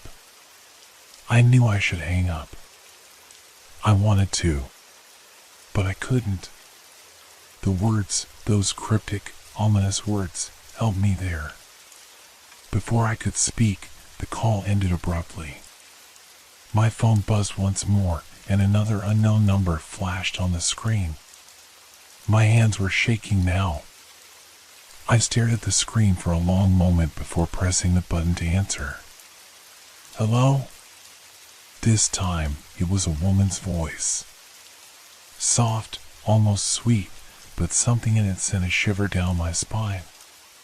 Do you remember when we used to talk for hours? She asked, as if nothing had changed. I blinked, the past rushing at me like a tidal wave. Emma. It was Emma's voice, but I hadn't heard from her in years. Not since. The line crackled again, and I could hear her breathing, slow and deliberate, like she was standing just behind me. You never should have left, she whispered. It's all coming back. You can't outrun it. A sharp pain pierced my chest. I wanted to ask her what she meant, but before I could speak, the call ended. My phone sat in my hand, the screen black. I was trembling now. My mind was a whirlpool of confused thoughts, desperately trying to piece together the fragments of a past I had forced myself to forget. And then, just as I thought it couldn't get worse, the phone rang again. I looked at the screen, barely able to breathe. The number was unknown, just like the others. But this time, something was different. The moment I answered, there was no voice on the other end, only the sound of heavy breathing, labored and frantic. It was a sound I had heard before, but I couldn't place it. It clawed at me from deep inside my memory, scratching at the edges of something I feared to confront. I called out, my voice shaking, "Hello?" The breathing stopped, and then, finally, there was a voice. A raspy whisper that made my stomach churn. "I'm here. You've been running for too long." It was then that I recognized it. The voice. Ben? I gasped, my heart hammering in my chest. Ben, my childhood friend, the one who disappeared without a trace all those years ago. I had tried so hard to forget about him, to move on, but here he was. I didn't leave, the voice continued, its rasping tone filling my ears. You left me, and now it's too late. I dropped the phone, the screen shattering with a sickening crack. I could still hear the faint, distorted sound of Ben's voice echoing in my ears, even though the call had ended. I stood frozen, unable to move.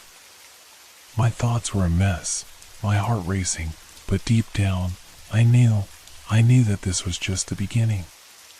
Whatever had started tonight, whatever had pulled these people from my past into my present, it wasn't over. It was just beginning. And I couldn't stop it. I didn't want to remember. I had buried those memories for a reason. But now they were crawling back to the surface, each call, each voice pulling me closer to something I couldn't escape. Something I had been running from for years. I reached for my phone again, my fingers trembling, and turned it on. There was nothing on the screen but darkness. No new notifications. No messages. But somehow, I knew. I wasn't done yet. There were still 2 calls left. And I had no idea what they would bring. I didn't sleep. Not that night or the night after. I couldn't.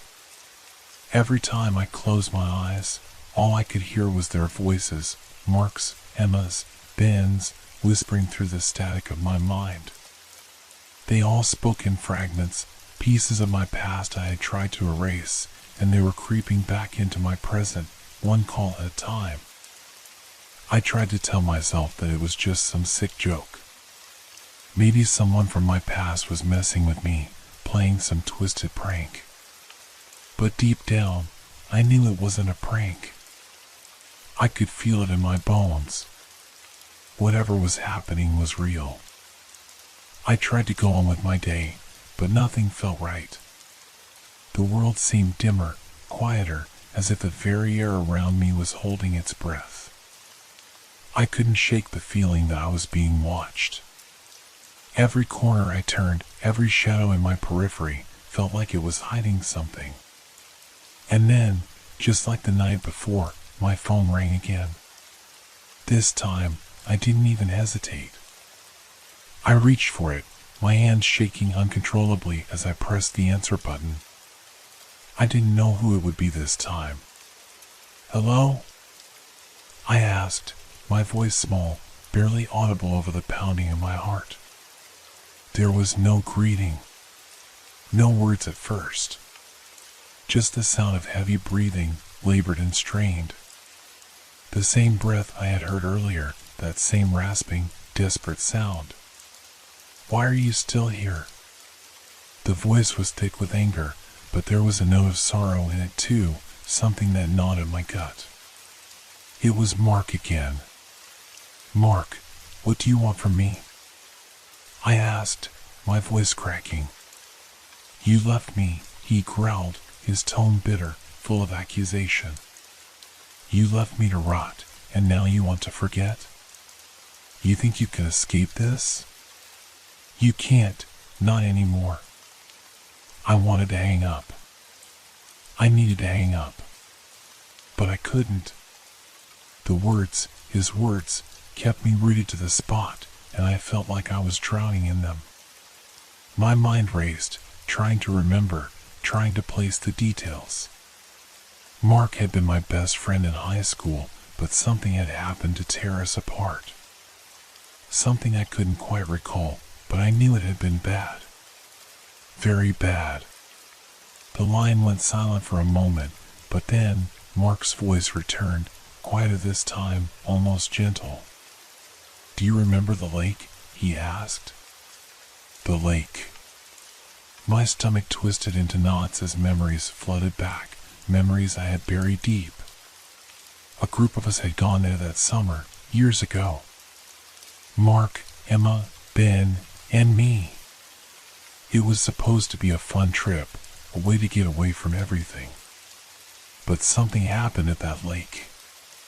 Something I didn't want to remember.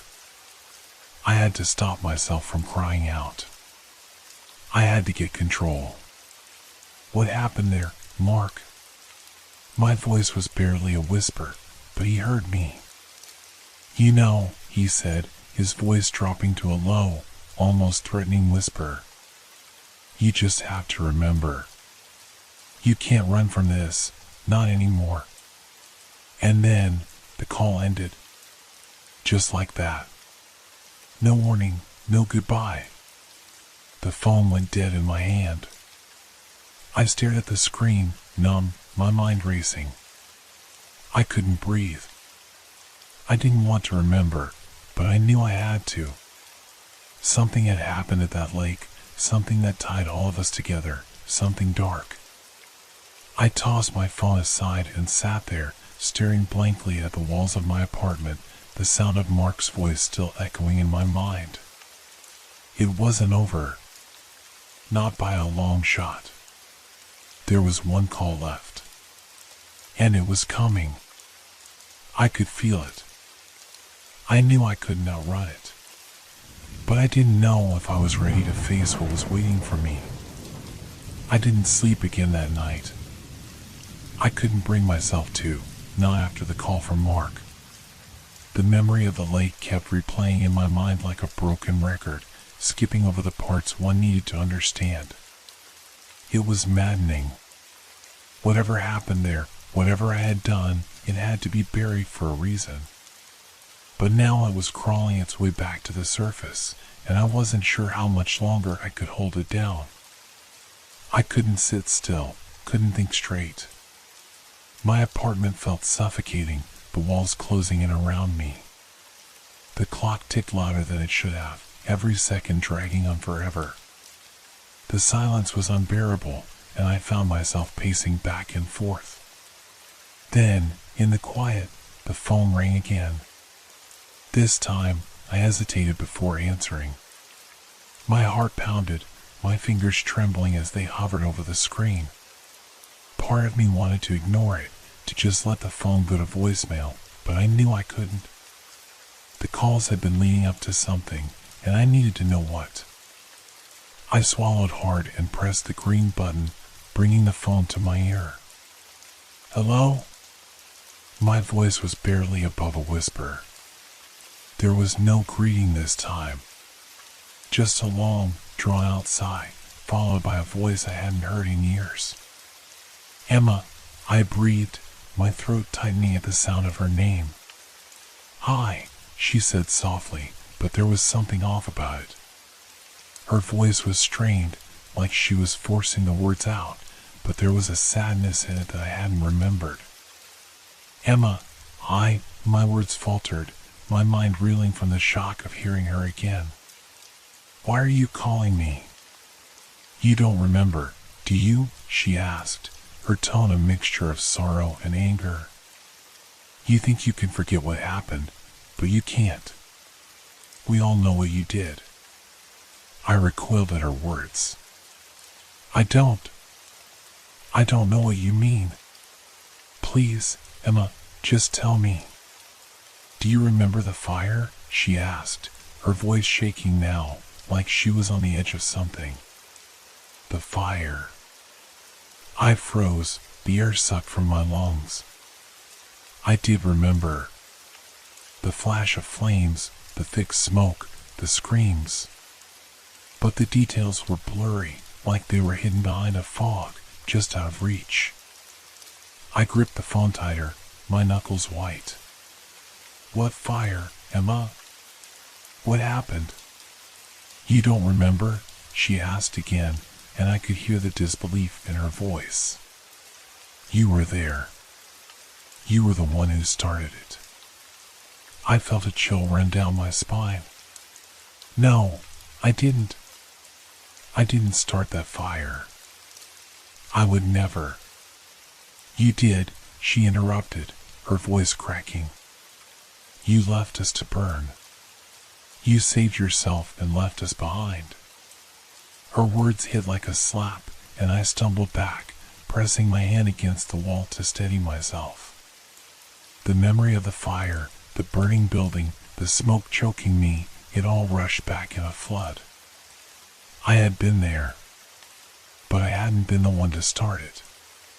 Had I? I shook my head, trying to push away the images, the feelings of guilt and fear that clawed at my insides. No, Emma, "You're wrong. You have to be wrong." But she didn't respond. There was only a long silence on the other end of the line. I waited, holding my breath, but she didn't speak again. After what felt like an eternity, the call dropped. I stared at the screen, my mind spinning in a chaotic blur. My hands were clammy, my chest tight with panic. I was being dragged into something I didn't fully understand. First Mark, now Emma. Both of them were accusing me of things I couldn't remember doing, things I was sure I hadn't done. But then why were they so sure? And why did it feel like I was being forced to face a past I couldn't escape? I knew there was only one more call left. The last one. And I had no idea who it would be. But I had a sinking feeling that it would be the one that would shatter whatever fragile grip I had left on reality. The night seemed to stretch on forever. My eyes darted around the apartment as if expecting the walls themselves to close in on me. The silence that had once been comforting now felt like a suffocating weight pressing down on my chest. I couldn't stop shaking, my hands trembling uncontrollably. The memory of Emma's voice, accusing me, blaming me, it all replayed over and over, drowning out every rational thought. The phone sat on the table in front of me, its screen dark and silent. I knew the final call was coming. I could feel it in my bones, a cold, unshakable certainty that whatever happened next, it would be the end of everything I thought I knew. I tried to distract myself, pacing again, but each step felt heavy, like I was walking through mud. The clock on the wall ticked louder now, every second dragging on painfully. The thought of picking up the phone again twisted my stomach into knots. But I couldn't run from it. I couldn't ignore it anymore. Then, without warning, the phone buzzed. I jumped, my heart leaping into my throat as I grabbed it. The screen lit up, showing a number I didn't recognize. No name. Just a cold, anonymous string of digits. I hesitated for a moment, staring at the screen, my thumb hovering over the answer button. I wanted to shut it off, to bury it under a pillow and forget about it. But deep down, I knew I couldn't. I had to know who it was. I had to know why this was happening. I took a deep breath, my pulse racing, and I answered. "Hello?" At first, there was nothing. Just a long, drawn-out silence. My stomach churned as I held the phone to my ear, waiting. Then, a voice broke through the quiet, low and steady, but with an edge that made my skin crawl. "Are you ready?" the voice asked. It was a man's voice, unfamiliar, but somehow it felt too familiar, like I had heard it before. "Who is this?" I asked, my voice barely above a whisper. My mind raced, trying to place the voice, but I couldn't. It wasn't Mark. It wasn't Emma. This was someone new. Someone I couldn't remember. "Do you remember what happened to us?" the voice asked, a hint of amusement in it. "Do you remember what you did?" I swallowed hard. The words twisted in my gut. "No," I said, my voice shaking. "I don't remember. I don't remember any of it." There was a long pause on the other end, then a soft chuckle. "You will," the voice said. "You'll remember everything. Soon enough." The line went dead. I stared at the screen again, my heart pounding in my chest. The room felt like it was closing in on me, the walls pressing tighter and tighter. I had no idea who that had been. No idea what they meant by soon enough. But it didn't matter. The fear was there, lodged deep in my chest, and I couldn't ignore it anymore. The calls were all connected. They were leading somewhere. and I had no idea what the end game was, but I could feel it drawing closer, like a storm on the horizon. I stumbled to the window, trying to clear my head, to make sense of everything. The city outside was dark, the streets empty, the lights casting long, eerie shadows across the pavement. The quiet felt wrong, as if the world was holding its breath, waiting for something to happen. I looked down at my phone again, the screen still dark. But I knew it wasn't over. I could feel the weight of it pressing down on me, like a heavy hand on my shoulder. I had no way of knowing what was coming next. But I knew one thing for sure, I was running out of time. The following hours felt like a blur. The silence had returned, but now it felt different, oppressive, like the calm before a storm. I couldn't escape the feeling that something was coming, something inevitable. The phone lay beside me on the table, an ominous reminder of the words that had just been spoken.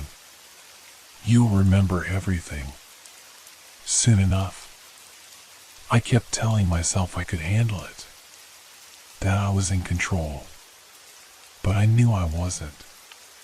The fear was like a parasite, creeping under my skin, taking root in my mind. I couldn't shake the feeling that something, or someone, was watching me. I tried to focus on the present, on the things I could control. I took a walk around the apartment, but even my own movements felt alien. Every creak of the floorboards, every rustle of the curtains, it all seemed magnified, as though the house itself was alive, watching, listening. I wanted to call someone, anyone, Mark, Emma, maybe even my parents. But I couldn't.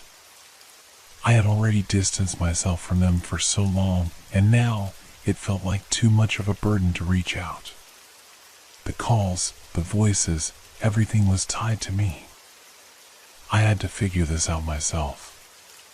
Then, the phone rang again. I froze, my heart skipping a beat. I wasn't ready for this. I didn't want to answer. I couldn't. But there was no way to ignore it now. The weight of the situation was too much, and the curiosity, the fear, it all pushed me to pick it up. I glanced at the screen. The number was the same as before. No name. Just those same cold digits. I answered, my breath catching in my throat. Hello? My voice cracked as I spoke, betraying the panic I was trying to hide. The voice on the other end was unmistakable now. It was the same voice from before, deep and dark, like something crawling from the depths of my mind. You can't hide from the truth, it said, its tone calm, but with a cruelty that sent chills down my spine. Not anymore. I tried to speak, but my throat was dry. I couldn't think. The words felt trapped inside me, like I was drowning in them. The truth? What truth? I had no idea what they were talking about. You know what you did, the voice continued, and I could hear the smile in its words. It's time to face it. I could feel the ground shifting beneath me, my knees weakening. My stomach churned, and I clutched the phone harder, as if it could anchor me to reality. I don't understand, I whispered, but I knew, deep down, that I did. The call ended with a soft click, and the phone went silent. I sat there for a long time, unable to move. I wanted to scream, to throw the phone against the wall, but I couldn't. I was trapped in my own fear, trapped in this cycle of calls and memories I couldn't escape. Then, I heard something else. It was soft at first, like the faintest whisper in the back of my mind. But it grew louder, clearer. A voice. A name. Ryan. I stood up, panic rising in my chest. The voice wasn't on the phone this time. It was coming from somewhere else. From behind me. I spun around, heart racing, but there was nothing. Only the empty room, the shadows stretching long across the walls. "Ryan." The voice called again, louder now, almost desperate. I couldn't breathe. I couldn't move. I was frozen in place. And then it happened. The door to the apartment creaked open, slowly, as if pushed by an invisible hand. I didn't hear anyone, no footsteps, no breathing. Just the door swinging open. I stood there for a long time, too afraid to approach. Too afraid to see what was behind that door. But the voice, it wasn't stopping. "Ryan, you can't outrun it."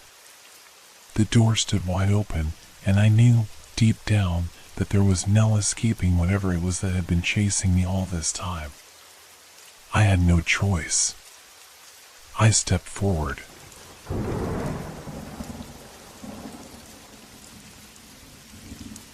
The sound of my own footsteps in the forest had become a constant companion.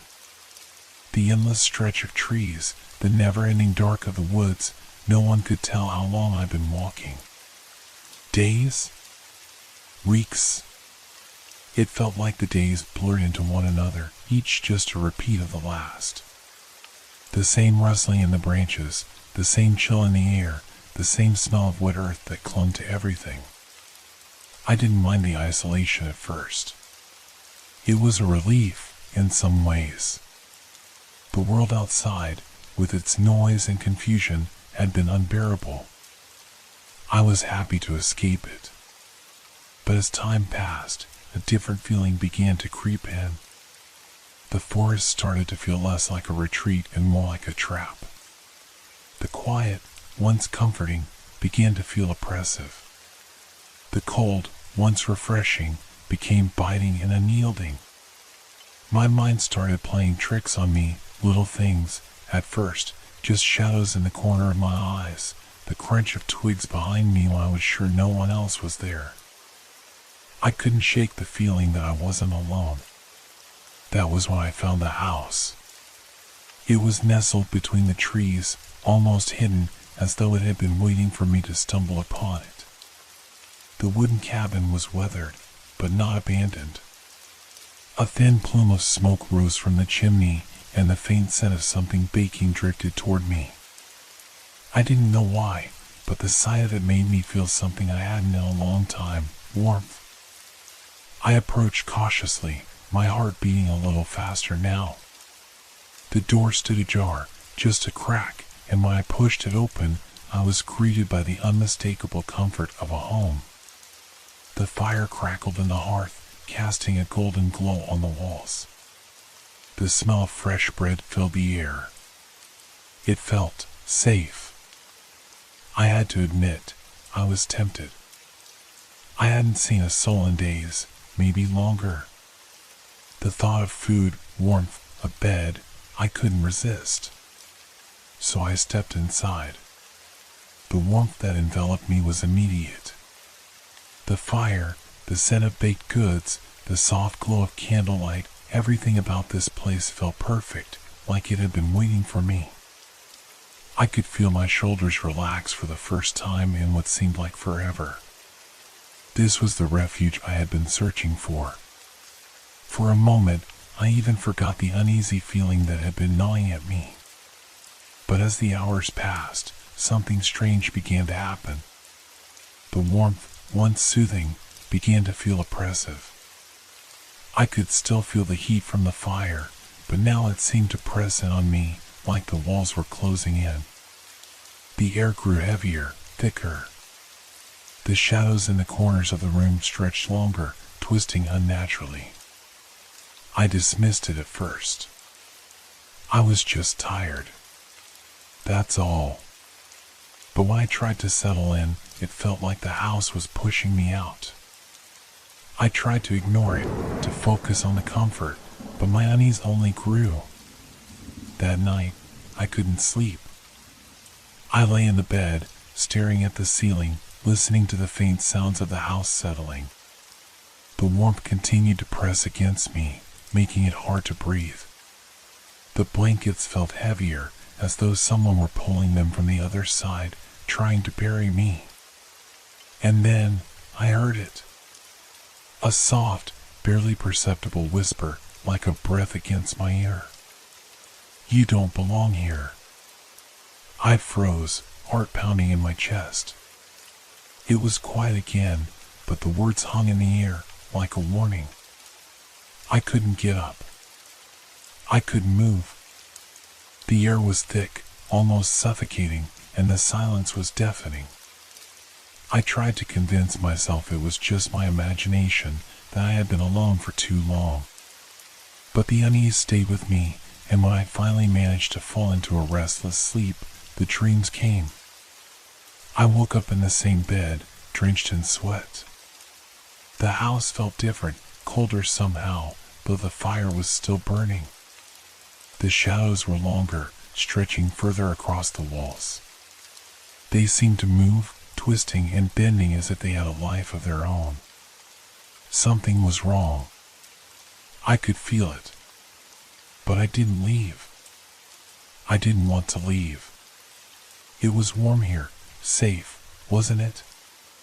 The next evening, as the sun began to set, I noticed the door.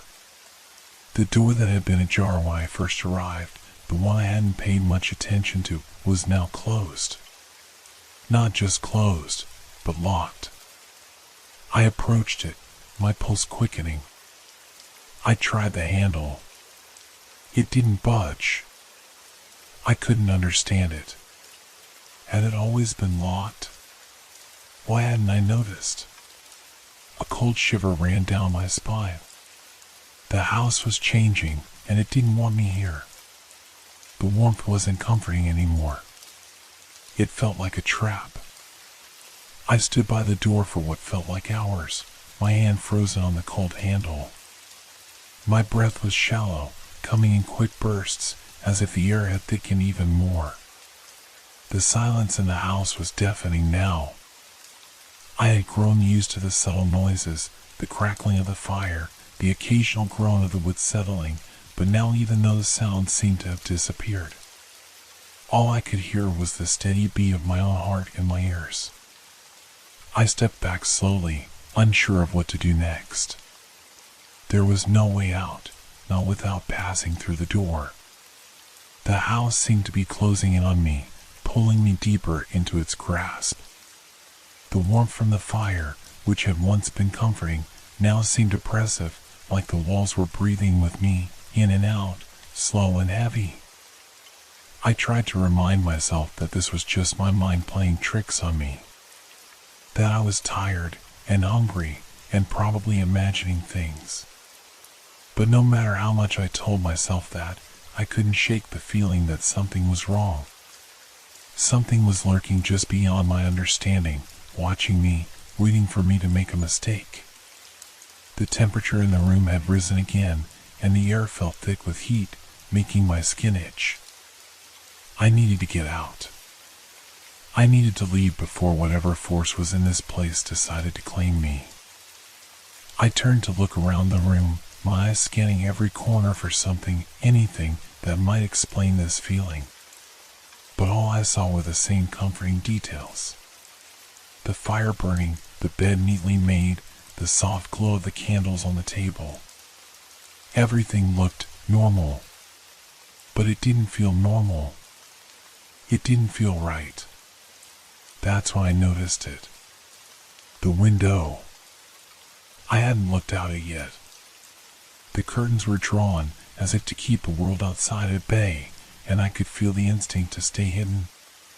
But now, something urged me to look outside, to see if there was anything out there that could explain why this house felt so wrong. I crossed the room slowly, the floorboards creaking beneath my weight, the sound echoing unnaturally loud in the heavy silence. Reaching the window, I pulled back the curtain just a little, enough to catch a glimpse of the world outside. At first, there was nothing. Just the deep, dark forest stretching on endlessly, as far as I could see. But then, Just as I was about to pull the curtain back, something moved.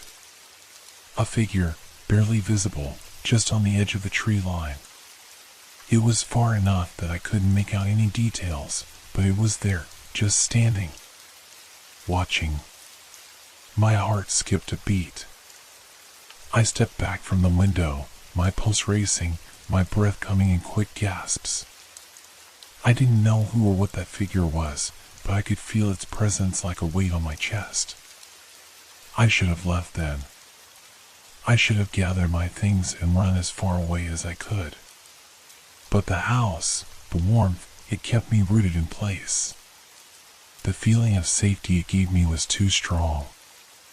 I had come so far, I couldn't just leave now.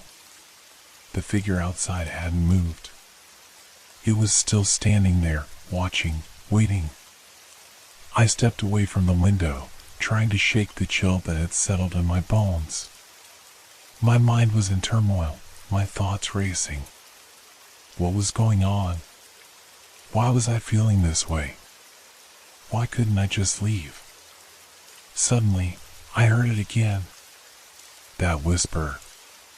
The same soft voice from the night before, drifting through the air like a wisp of smoke. You don't belong here.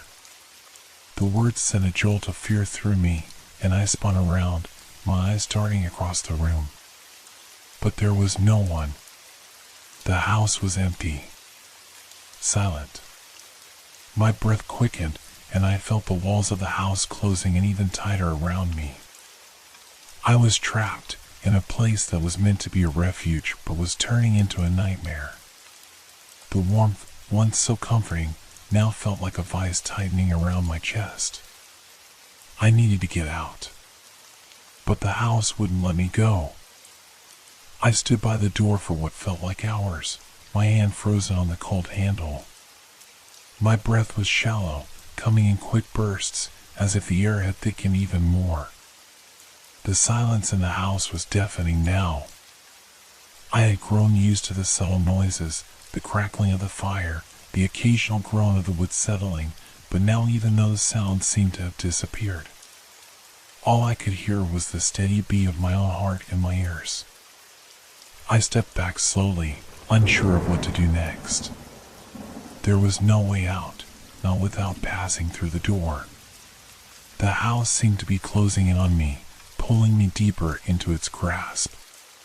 The warmth from the fire, which had once been comforting, now seemed oppressive, like the walls were breathing with me, in and out, slow and heavy. I tried to remind myself that this was just my mind playing tricks on me. That I was tired and hungry and probably imagining things. But no matter how much I told myself that, I couldn't shake the feeling that something was wrong. Something was lurking just beyond my understanding, watching me, waiting for me to make a mistake. The temperature in the room had risen again, and the air felt thick with heat, making my skin itch. I needed to get out. I needed to leave before whatever force was in this place decided to claim me. I turned to look around the room, my eyes scanning every corner for something, anything, that might explain this feeling. But all I saw were the same comforting details. The fire burning, the bed neatly made, the soft glow of the candles on the table. Everything looked normal. But it didn't feel normal. It didn't feel right. That's when I noticed it. The window. I hadn't looked out it yet. The curtains were drawn, as if to keep the world outside at bay, and I could feel the instinct to stay hidden. But now, something urged me to look outside, to see if there was anything out there that could explain why this house felt so wrong. I crossed the room slowly, the floorboards creaking beneath my weight, the sound echoing unnaturally loud in the heavy silence. Reaching the window, I pulled back the curtain just a little, enough to catch a glimpse of the world outside. At first, there was nothing. Just the deep, dark forest stretching on endlessly, as far as I could see. But then, just as I was about to pull the curtain back, something moved. A figure, barely visible, just on the edge of the tree line. It was far enough that I couldn't make out any details, but it was there, just standing, watching. My heart skipped a beat. I stepped back from the window, my pulse racing, my breath coming in quick gasps. I didn't know who or what that figure was, but I could feel its presence like a weight on my chest. I should have left then. I should have gathered my things and run as far away as I could. But the house, the warmth, it kept me rooted in place. The feeling of safety it gave me was too strong. I had come so far, I couldn't just leave now. The figure outside hadn't moved. It was still standing there, watching, waiting. I stepped away from the window, trying to shake the chill that had settled in my bones. My mind was in turmoil, my thoughts racing. What was going on? Why was I feeling this way? Why couldn't I just leave? Suddenly, I heard it again. That whisper. The same soft voice from the night before, drifting through the air like a wisp of smoke. You don't belong here. The words sent a jolt of fear through me, and I spun around, my eyes darting across the room. But there was no one. The house was empty. Silent. My breath quickened, and I felt the walls of the house closing in even tighter around me. I was trapped in a place that was meant to be a refuge but was turning into a nightmare. The warmth, once so comforting, now felt like a vice tightening around my chest. I needed to get out. But the house wouldn't let me go. I stumbled backward, my mind racing, trying to grasp onto something, anything that made sense. The air felt even thicker now, as though it was clinging to me, trying to keep me in place. The whisper had come from nowhere, and yet I felt its presence, as if the words had wrapped around me, suffocating me with their weight. My hands shook as I ran them through my hair, trying to steady myself, trying to find some logic in the chaos of my thoughts. But nothing made sense. The warmth in the house, the oppressive air, the whispering voice, it was all too much. I needed to leave. I needed to escape. But as I turned toward the door, I saw it again, the figure outside the window. It hadn't moved. It hadn't even acknowledged my presence. It was as if it was waiting for something, waiting for me. I backed away from the window slowly, my heart hammering in my chest. What was it? Who was it? My mind couldn't answer. But one thing was clear, I couldn't stay here any longer. I grabbed my coat from the chair by the door, pulling it on quickly. The air in the room felt almost stifling now, like I was suffocating in my own skin. The walls, once comforting, now seemed to pulse with an eerie life of their own. Every movement I made felt as though it was being watched. I reached for the door handle, my hand trembling, but as I turned it, the door wouldn't open. My breath caught in my throat as I yanked harder, pulling at the handle, but it refused to budge. The door, once so simple, had become another barrier, a trap, locking me in. Panic gripped me. I turned around, desperately searching for another way out, but the house felt even more oppressive now. The walls seemed to lean in, the floor beneath me groaning as if the house itself were alive, its bones creaking under the weight of something I couldn't see. I looked back at the window. The figure was still there, still watching. It was like it knew I was there, knew that I was trapped in this place, unable to escape. The warmth was no longer comforting. It was suffocating. It pressed against my skin, making every breath feel like a struggle. The walls seemed to be moving, closing in on me, and the air felt heavy, thick with a sense of dread. I tried to focus. I needed to think. I needed a way out. But the longer I stayed in this place, the more the feeling of being watched consumed me. The whispering voice seemed to be all around me now, echoing in the corners of the room, swirling through the thick, stifling air. "You shouldn't have come." The words were soft, but they sliced through me like a knife, leaving a cold chill in their wake. I spun around, searching the room for the source of the voice, but there was nothing. No one. I was alone. Yet I wasn't alone. The figure outside moved. My heart skipped a beat as it took a step closer, its outline growing sharper, more defined. It was no longer just a shadow in the trees. It was real. It was there. I backed away from the window, my pulse racing. The house had become a cage, and there was no way out. I could feel the walls pressing closer, the air thickening, suffocating me with each passing second. I needed to do something. I needed to act before whatever force had claimed this place could claim me too. I turned back to the door, pulling at the handle again with all my strength. This time, it gave way, the door creaking open with a reluctant groan. But as I stepped into the hallway, something stopped me. The warmth, the heat, it was following me. It was everywhere, pressing against me like a living thing, pushing me back. I could feel it, like fingers, closing in on me, suffocating me. I needed to leave. I needed to escape. But the house wouldn't let me go. The hallway stretched endlessly in front of me, its dim light flickering as if struggling to stay alive.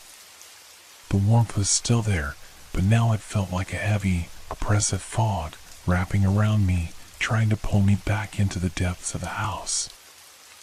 I felt my breath quicken as I moved forward, each step tentative, like I was walking on fragile ground that could crack at any moment. The house felt wrong. It wasn't just the warmth anymore, it was everything. The walls seemed to pulsate with some kind of rhythm, a beat that wasn't natural. The silence in the hall was deafening, but it was laced with an unease, as though something was waiting, listening, watching. I reached the end of the hallway, where a door stood slightly ajar. My mind screamed at me to leave, to get out while I still could, but something pulled me toward that door. Curiosity, maybe. Or fear. I didn't know anymore. I pushed the door open, and it creaked loudly, the sound echoing in the oppressive stillness. Inside was a small room, its air thick and cloying. The walls were lined with old bookshelves, the kind you only saw in abandoned houses or forgotten places. But it wasn't the shelves that caught my attention. It was the mirror on the far wall. It was large, ornate, and cracked in several places, its surface reflecting only the shadows in the room. I couldn't look away. The mirror seemed to draw me in, as if it was calling to me. I took a step closer, my feet heavy, as if the floor itself was trying to hold me back. The warmth followed, still pressing against me, suffocating. The reflection in the mirror was wrong. At first, I thought it was just the cracks distorting the image, but the more I stared, the clearer it became. The reflection wasn't mine. It was someone else, someone I couldn't quite make out. A figure stood behind me in the mirror, watching me. Its features were blurred, but its eyes were unmistakable. They were staring at me with an intensity that made my skin crawl. I whipped around, but the room was empty. No one was there. I turned back to the mirror, heart racing, but the figure was still there. It didn't move, didn't blink. It just watched. The temperature in the room dropped, and I could see my breath now, rising in small clouds as I exhaled. The warmth was gone, replaced by a cold that seeped into my bones. I backed away from the mirror, panic flooding my chest. I didn't understand. I didn't want to understand. But the longer I stood there, the more the reflection seemed to change. The figure was growing clearer, its face becoming more defined, and that's when I saw it. It was me, but not the way I was now. The reflection in the mirror was different. I looked older, my face gaunt, my eyes hollow. And there was something in the way I moved, something unnatural. My reflection didn't blink, didn't breathe. It just stared, its gaze piercing through me, like it was watching me with a malevolent purpose. I couldn't breathe. I couldn't move. My heart thudded painfully in my chest, and for a moment, I thought I was going to pass out. But then, from the corner of my eye, I saw it. A shadow. It moved quickly, just at the edge of my vision. I spun around, my body trembling, but the room was empty again. Nothing was there, except for the door behind me. It was closed now. Had it always been closed? I didn't know. I didn't want to know. I reached for the door handle, but as my hand made contact, a loud bang echoed from somewhere deep within the house. The sound was like a door slamming, the force of it rattling the walls. I froze, my hand still on the door. Something was coming. Something I couldn't see, but I could feel it. It was closing in on me, moving through the house like a shadow, and it wasn't going to let me leave. The warmth had returned, but this time it felt suffocating. It pressed in from all sides, filling the room until there was no air left to breathe. I gasped, trying to fill my lungs, but the air was thick with something foul. I turned back to the mirror. The reflection was gone. The figure had vanished. But then I saw it. The door in the reflection. It was open, and the shadow was coming through. I slammed my hand against the door, my heart pounding as I fumbled with the handle, desperate to escape. The cold was suffocating now, the heat of the house no longer offering any comfort. It felt as though the walls themselves were closing in, and with every second, the oppressive silence was replaced by a low, rhythmic hum, like the pulse of the house itself. The door wouldn't budge. I tried again, my breath coming in short gasps, but the handle was stiff, unyielding. I turned around, feeling the weight of the house pressing against me, the shadow from the mirror creeping closer, inch by inch.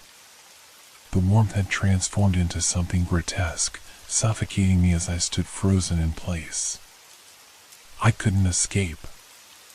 I backed away from the door, my mind racing for a way out, but the room around me seemed to shrink.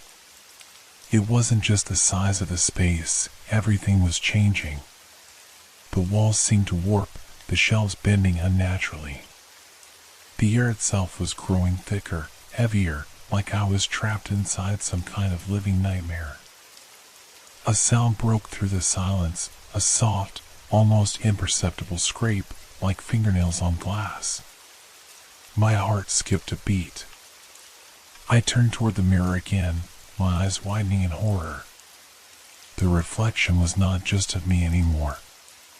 It was of the room behind me, but it wasn't the room I was standing in. The reflection was twisted, distorted, the walls bending at impossible angles. And standing at the edge of the reflection, just beside the door, was a figure.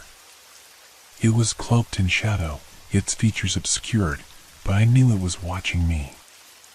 The thing in the mirror wasn't me. It was something else, something that belonged here, in this house. I felt its presence like a weight in the air, pressing against my chest, suffocating me. I wanted to scream, but my voice was gone. My throat was tight, my body trembling with fear as the thing in the mirror began to move, slowly, deliberately. Its form shifted, the shadows seeming to stretch and twist around it. I couldn't look away, couldn't tear my eyes from the reflection. The scrape came again, louder this time, like claws dragging across the surface, and I spun around, searching the room for the source. But it was silent now. No movement. Just the oppressive heat, suffocating and thick, filling every corner of the room. Then I heard it. A voice. Soft, almost a whisper, but unmistakable. You shouldn't have come here. I whipped around, but no one was there. I pressed my back against the wall, my legs weak, and I slid to the floor. My breath was ragged, my pulse erratic. The warmth, the suffocating warmth, it was everywhere, surrounding me, invading my thoughts. I tried to push it away, tried to fight the fear that was consuming me, but it was impossible. The door. I looked at it again, at the reflection of the door in the mirror. It was open now, just a crack, but beyond it, in the darkness, I could see movement. Something was stepping through. I had no choice. I had to leave. I had to get out before whatever was coming reached me. But the door, it felt wrong. It felt like it was pulling me in, like it was the only thing keeping me tethered to this nightmare. I forced myself to stand, my body shaking, every step toward the door a battle. I reached for the handle again, this time with all the strength I had left, and twisted. The door opened. And there, standing in the doorway, was the figure from the mirror. Its face was indistinct, its features too blurred to make sense of, but its eyes, they were wide, hollow, and empty. They stared at me, unblinking, unfeeling. I couldn't move. I couldn't breathe. The warmth, the suffocating heat, it was unbearable now, like the very air itself was closing in around me. The figure took a step forward. I backed away, my feet dragging, but I was trapped. The walls were closing in, and the floor beneath me felt soft, almost like sand, shifting with each step I took. There was no escape. The figure reached out, its hand long and skeletal, its fingers curling toward me. And then everything went black. The next morning, I woke up in the same room, on the same floor, the same suffocating warmth pressing against me. But something was different. The house was silent. No longer was there a low hum or the scrape of claws. It was as if the house had settled back into its unnatural stillness. I stood up, my legs unsteady, and walked toward the door. I couldn't see the mirror anymore. It wasn't in the room. But I knew it was still there, watching, waiting. I opened the door and stepped out into the hallway, but as I did, I felt it. The house had changed. It wasn't just the warmth. It was the way the shadows moved, the way the silence felt. It wasn't home. It wasn't safe. And it never had been. Something was waiting for me here. And I was never meant to leave.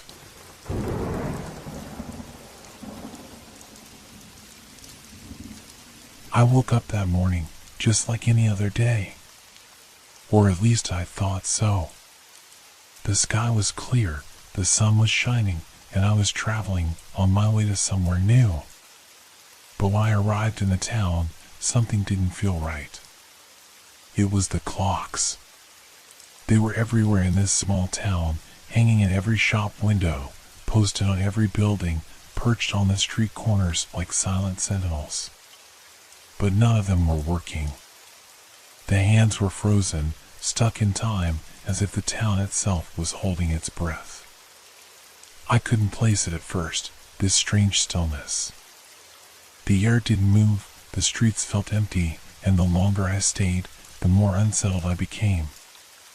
At first, I thought it was just a coincidence, maybe some kind of maintenance issue. But as the day went on, I began to notice something else. People. They didn't speak much, their movements were slow, and their eyes seemed to wander as if they were trapped in a haze.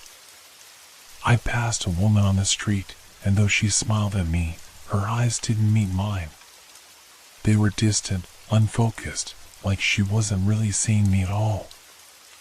I stopped by a local cafe, hoping to find something to eat and distract myself from the creeping unease that was growing inside me. But the moment I sat down, I couldn't help but notice the patrons sitting at tables, not saying a word. They stared at their hands, at the walls, at nothing at all. Their faces were blank, expressions frozen in time, like statues. The waiter came over and placed a cup of coffee in front of me, but his movements were stiff, robotic. No smile. No words. I reached for my phone to check the time, expecting it to be late, but my screen just flashed a strange symbol, a circle with an X in the middle. The numbers didn't make sense. I tried to refresh, but nothing changed. It was then that I realized I couldn't feel the passage of time. It wasn't just the clocks that were broken.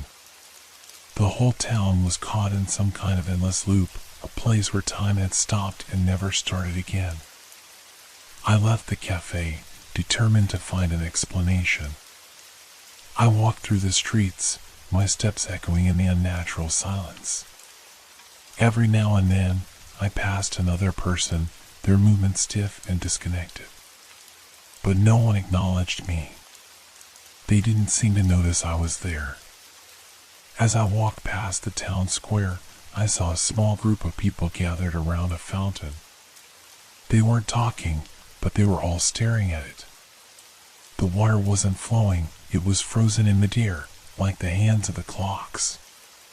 Time itself had halted here, and the people had stopped too, like they were just waiting for something, though they didn't know what. I approached them cautiously, and a man turned to look at me. He didn't speak, but his gaze, empty and vacant, sent a chill down my spine. His eyes looked through me, not at me, and I knew, somehow, that he didn't even see me as a person. He saw me as part of this place, just another object in the stillness. "Are you all right?" I asked, my voice cracking in the silence. He didn't answer, just continued to stare. His face was blank, his lips barely moving. Then he raised his hand slowly and pointed. At first, I didn't know what he meant, but I turned to follow his gesture. And that's when I saw it. A tall, dark figure standing in the distance, watching from the edge of the square. It was too far to make out any details, but its presence felt wrong, unnatural. The way it stood still, its shadow stretching long behind it, like it was pulling at the very fabric of reality itself. I took a step back, heart pounding, but the figure didn't move. It just stood there, as though waiting for me to make the next move. I felt a pull, a strange force urging me toward it. My mind screamed to run, to get out, but my feet were already moving before I could stop them. I didn't want to go. I didn't want to find out what the figure was. But I was already too far into this town, too deep into its strange, suffocating grip. With each step I took, the atmosphere grew heavier, the air thicker, and the world around me seemed to blur. I turned back, expecting to see the square as it had been, quiet, frozen, but it was different. The people were gone. The fountain was still frozen in mid-splash, but the ground felt wrong now, as though the very earth had shifted beneath me. I reached the spot where the figure had stood, but there was nothing there. No figure. No shadow. Just empty space. Had I imagined it? I turned in a slow circle, trying to steady my racing heart, but the moment I did, I realized that the streets were no longer the same. They weren't the town I had arrived in. The buildings were distorted, crooked, their outlines blurred and unnatural. The sky had darkened without me noticing, and the town had taken on a more sinister, oppressive feel. I knew then, this wasn't just a strange town. This was a place out of time. A place where reality itself was fractured, and no one who entered could leave the same way. And I wasn't sure if I could leave at all.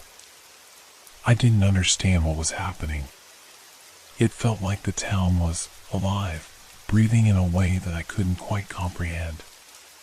The buildings that had once seemed static now seemed to lean toward me, their windows like eyes watching, waiting. And the streets, oh, the streets were a maze, a labyrinth I couldn't escape. I tried to retrace my steps, to find my way back to the place where I had first entered the town, but every road led me in circles. The landmarks were distorted, always slightly different from what I remembered, as though the town itself was rearranging itself just out of reach. It wasn't just the streets changing. The people, too. As I walked deeper into the town, I began to see them, or what had once been them. Faces I had seen before, blank, emotionless, frozen, now moved in strange, unnatural ways. One man, who had been sitting on a bench earlier, now stood at the corner of a street. His face was twisted, his eyes wide and vacant. His movements jerked like a marionette with tangled strings, as though he were fighting against his own body. I looked away quickly, my pulse quickening. As I walked on, the silence around me grew heavier, more suffocating. The town felt like it was pressing on me from all sides, a never-ending presence that didn't allow for peace, for even a single breath of fresh air. It was stifling. It felt like the air itself was thick with the weight of something unnatural. The hum of the world had stopped, leaving only the sharp silence that gnawed at my thoughts. I needed to get out. But how? Every attempt to leave led me back here, to the same spot, over and over again. I tried to yell, to scream for help, but my voice disappeared into the air, swallowed up by the oppressive quiet. No one responded, not a single soul, and the more I tried, the more it felt like I was fading, becoming invisible to this place. But then, something changed. Something small, yet so significant it made my stomach turn. The sky. It wasn't the same sky I had seen when I first arrived. It wasn't the same light, the same color. It was darker now, as though the sun had gone out, leaving only a faint, gray light to bathe the town. It had happened without me noticing. At first, it was subtle, a shift so slight I didn't recognize it. But now, as I stood in the middle of the square, the sky was wrong. And there, above me, was a clock. A new one, positioned high above the town square, where there had been no clock before. It was tall and imposing, its face cracked, its hands twitching, moving in jerky, violent motions. But they weren't telling time. They were moving backward. I stepped closer, my legs moving on their own, drawn by some force I didn't understand. My mind screamed for me to stop, but I couldn't. I had to know what was happening. As I reached the base of the clock tower, I heard it, first a faint, distant sound, like a whisper. A voice, soft and indistinct, calling my name. James. I froze, heart pounding. No one had spoken my name in days. I looked around, but the street was empty. No one was near me. The silence suffocated me again. The voice spoke again, this time clearer, more insistent. James, come closer. I turned slowly, my body moving without my will, as though guided by invisible strings. I approached the clock tower, its surface cold and smooth beneath my fingertips. The hands of the clock twisted around faster, in sharp, jagged motions, each tick louder than the last, reverberating through my bones. I reached up, touching the cracked face of the clock. The moment my fingers made contact, the town seemed to tremble, a low, grinding sound filling the air. The world around me warped, the buildings stretching and twisting as though reality itself was being bent. The ground beneath me shuddered. And then, everything stopped. For a moment, the world was still again. Not a breath, not a sound, nothing. And then it happened.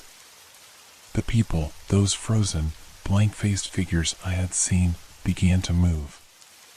Slowly at first, like waking from a long sleep. Their heads turned in unison to face me, their eyes empty but focused. "James," one of them whispered. It wasn't a voice. It was a collective sound, all of them speaking at once, their words melting together, becoming a single pulse in my mind. They weren't human anymore. Not really. I stumbled back, my heart hammering in my chest. My legs were shaky, and I could feel the panic rising in my throat, choking me. I couldn't breathe. I couldn't think. I had to get out.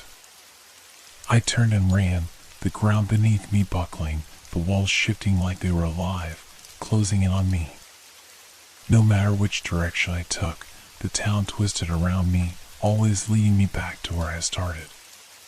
It felt like the town was laughing, mocking me. I was trapped. And somewhere, in the distance, I could hear that voice again. The one calling my name. James. But it didn't feel like it was calling me to come closer anymore. It felt like a warning. I stopped running, my body frozen in place. I couldn't shake the feeling that time itself was laughing at me, mocking me for thinking I could escape. I turned to face the center of the town. The clock was there, its hands spinning wildly. The people stood like statues, their faces frozen in eerie smiles. And I knew, without a doubt, that I wasn't alone. Time was its own prison, and I was its newest occupant. I don't know how long I stood there, staring at the clock. The air was thick with something unspoken, and I felt it closing in on me. The people, those lifeless figures, kept their eyes on me. It was like they were waiting for something, anticipating my next move. But I didn't know what to do. How could I escape something like this? I started walking, cautiously at first, hoping that maybe this time, the street would lead me somewhere different. But it didn't. Every corner I turned, every step I took, brought me back to the same spot, the town square, the clock, the waiting eyes. I stopped in front of the old bakery, the one I passed earlier. The shutters were closed, but there was a faint flicker of light inside, as if someone was still there. My fingers trembled as I reached for the door handle. It was cold. I pushed it open, and the bell above the door jingled softly. Inside, the smell of fresh bread filled the air. It was a normal smell. A comforting smell. But it felt wrong here. The warmth of it clashed with the chill that had wrapped itself around me, tightening with every passing moment. Behind the counter, an old woman stood. She was bent over, her hands working in the dough, her face hidden by the heavy shadows of the bakery. I didn't want to talk to her. I didn't want to ask questions. I wanted to get out, to run, to escape this place. But the voice calling my name, distant but insistent, lingered in the back of my mind. It wasn't human anymore, I realized. It was something far darker. "Hello?" I whispered, my voice hoarse, barely a sound in the oppressive silence. The woman didn't answer, but I could feel her presence. I could feel her eyes on me, even though she hadn't turned her head. I stepped forward, my feet heavy as though the floor had become weighted. Hello? I said again, louder this time. Her hand stopped moving. She didn't turn, didn't say a word. But the air in the room grew heavier. It felt like it was pressing against my chest, making it harder to breathe. Suddenly, the air shifted. The temperature dropped, and the soft flicker of light that had been in the bakery vanished, leaving me in darkness. My heart raced. Don't come any closer, the woman's voice crackled from the shadows. It wasn't a warning. It was a plea. A plea that seemed more like a command. I took a step back. But it didn't matter. The space around me had already changed. The door behind me, the one I had just walked through, was gone. The window, the walls, everything had shifted into something unrecognizable. The bakery was no longer a bakery. I was trapped. And in the darkness, I saw something move. A shadow. A figure. Slowly, it crept toward me, its form jagged, twisting in ways that didn't make sense. The air around it hummed, vibrating with a strange energy. I wanted to scream, but my throat was dry. My breath caught in my chest. James, the voice called again, this time so close, so real, that it felt like it was in my ears. The figure moved again, closer, closer. I tried to move, tried to run, but my legs wouldn't obey. They were rooted to the spot, like the town itself was holding me in place, unwilling to let me go. The figure, its features still unclear, took one more step forward. I could feel it, that presence, crawling up my spine, wrapping itself around my mind. I didn't need to see its face to know that it was watching me, waiting. Then, in the corner of my vision, I saw something I had missed before. A clock, smaller than the one in the square, but just as cracked. It was on the wall, ticking backward, just like the one outside. But this time, I could hear it. Tick, tick, tick. The sound echoed in my head, drowning out everything else. And with each tick, I felt something change inside me. Like a part of me was slipping away, like I was being pulled backward in time. I could feel it happening, like the clock was rewinding my very existence, taking me to a moment before. Before the town. Before the clock. Before I had ever arrived here. But it wasn't just time that was changing. My thoughts, my memories, began to twist and unravel. I couldn't remember the sound of my own voice. I couldn't remember how I had gotten here, why I had been traveling. The more I fought against it, the more everything slipped away. The shadow moved closer, its shape now solidifying. The woman's voice, still faint but growing louder, echoed through the room. Time is not your friend, James. The world around me trembled. The clock ticked again. Tick, tick, tick. And then, suddenly, everything stopped. The darkness shattered, and I was back in the square. The same square. The same clock. The same people, staring, waiting. And the cycle began again. I could feel the weight of time pressing against me. Every tick of the clock, every shift in the world around me, felt like a threat I couldn't escape. I looked around the square again, and this time, the faces were even more distorted, as if the people were slowly becoming less human, more like twisted shadows of themselves. Their eyes, empty and cold, seemed to follow me wherever I moved. I had to get out. I had to leave this place before I lost what little of myself I had left.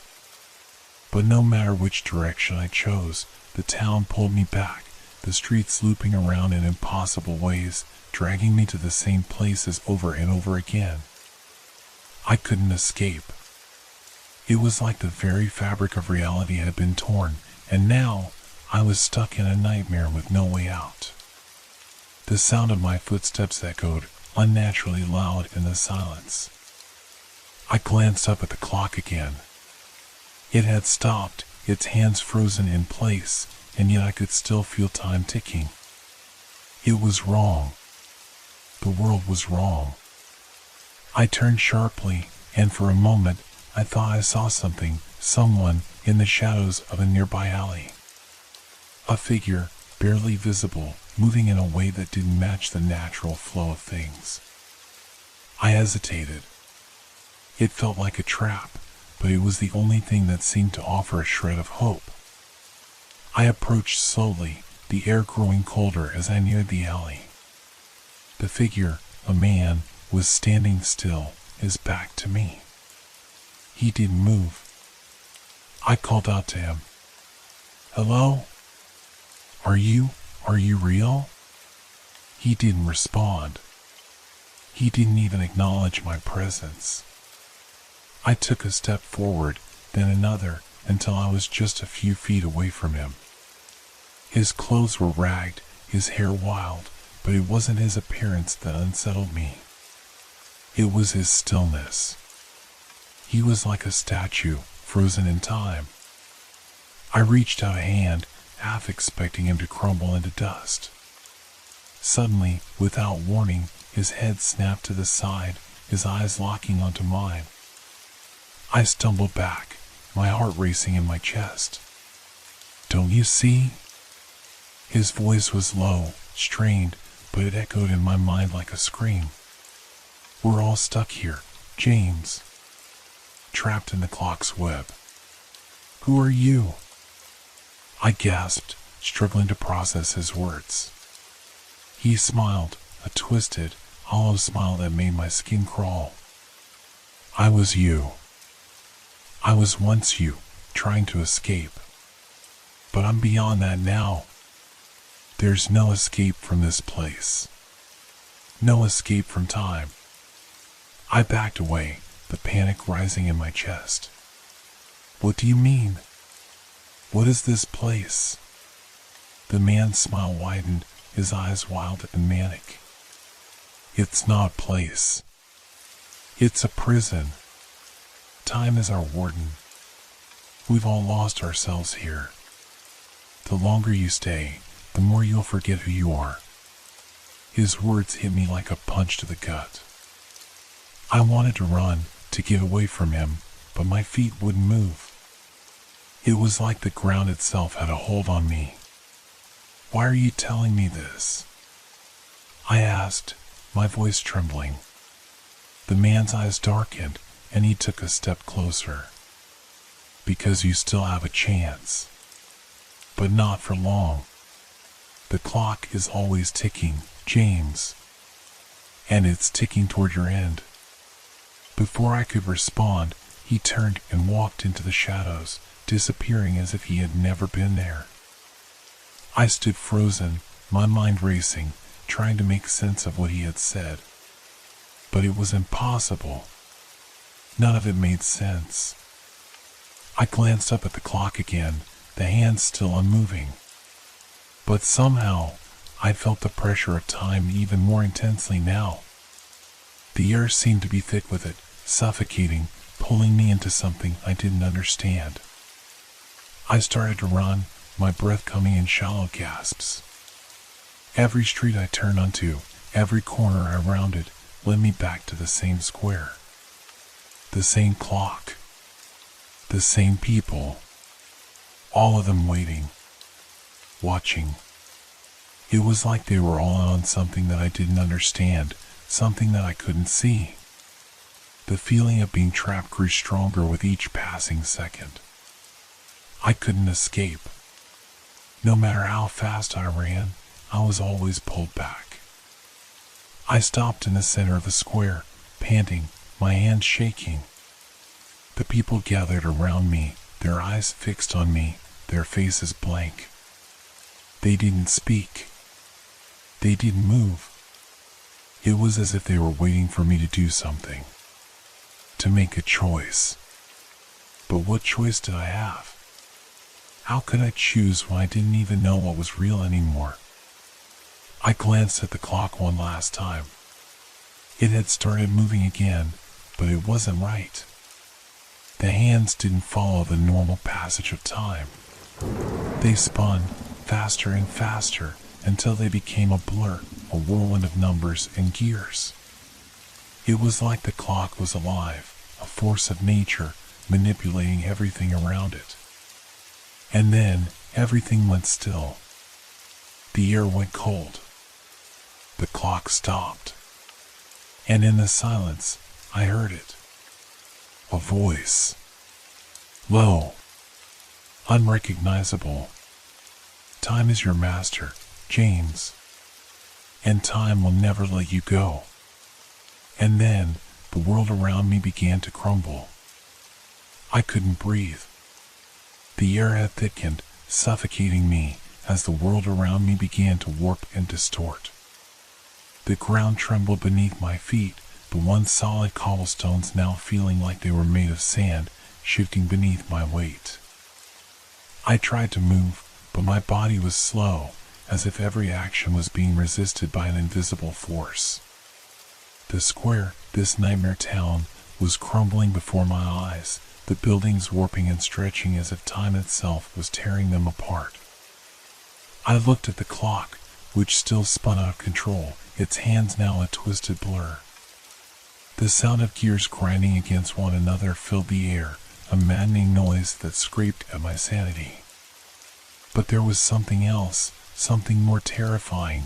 I could feel the pull of time, not as a passing force, but as a consuming one.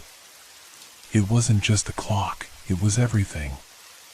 The very fabric of reality was unraveling, and I was being sucked into the void. I staggered forward, the ground beneath me shifting in ways that made it impossible to find stable footing. Every step I took seemed to lead me back to the same spot, the same square, the same clock. It was as if the world was folding in on itself, trapping me in a loop I couldn't escape. James, the voice from before echoed again, low and haunting. You can't escape time. You never could.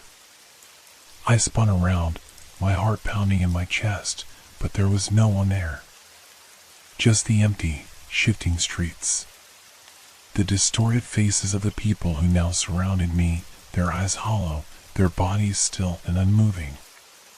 It was as if they were no longer human, but something else, something that had lost its essence. They were nothing but husks, trapped in the same endless cycle. I turned back to the clock, the hands still spinning wildly, as if mocking me. How could I have missed it? The clock, the town, the people, it was all a trap, a carefully woven illusion designed to keep me here forever. And I had walked right into it, unaware. I ran, faster now, desperate to break free from the pull of time. I tried to reach the edge of the square, to escape into the unknown, but the moment I passed one of the buildings, I was right back where I started. The same faces, the same clock, the same oppressive silence. It was all the same. My chest tightened with panic. No matter what direction I ran, I couldn't get away. I couldn't even leave the square. The town had become a cage, and I was its prisoner. Why? I shouted, my voice hoarse and broken. Why am I here? What is this place? But the only answer was the relentless ticking of the clock, the sound growing louder, faster, until it became deafening. It was everywhere now, not just in the square, but in my head, in my chest, in my very bones.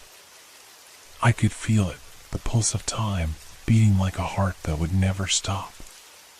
Time is the prison, the voice whispered again. And you are its prisoner. You always have been. I collapsed to my knees, my mind unraveling as the weight of the truth pressed down on me. The world was slipping away, piece by piece. The more I tried to hold on, the more it crumbled. I had been trapped here from the moment I arrived, a pawn in a game of time. And now, there was no escape. The town, the people, the clock, it was all part of the same nightmare, a cycle that would never end. I had thought I could escape, that I could outrun whatever was controlling this place. But I was wrong. Time had me. It always had. As the world around me continued to twist and fade, I heard one final whisper, soft and cold against the chaos. There's no escape, James.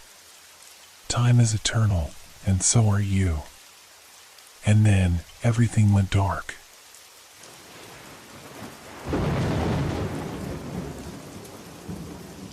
Hope your dreams are filled with fear. Good night.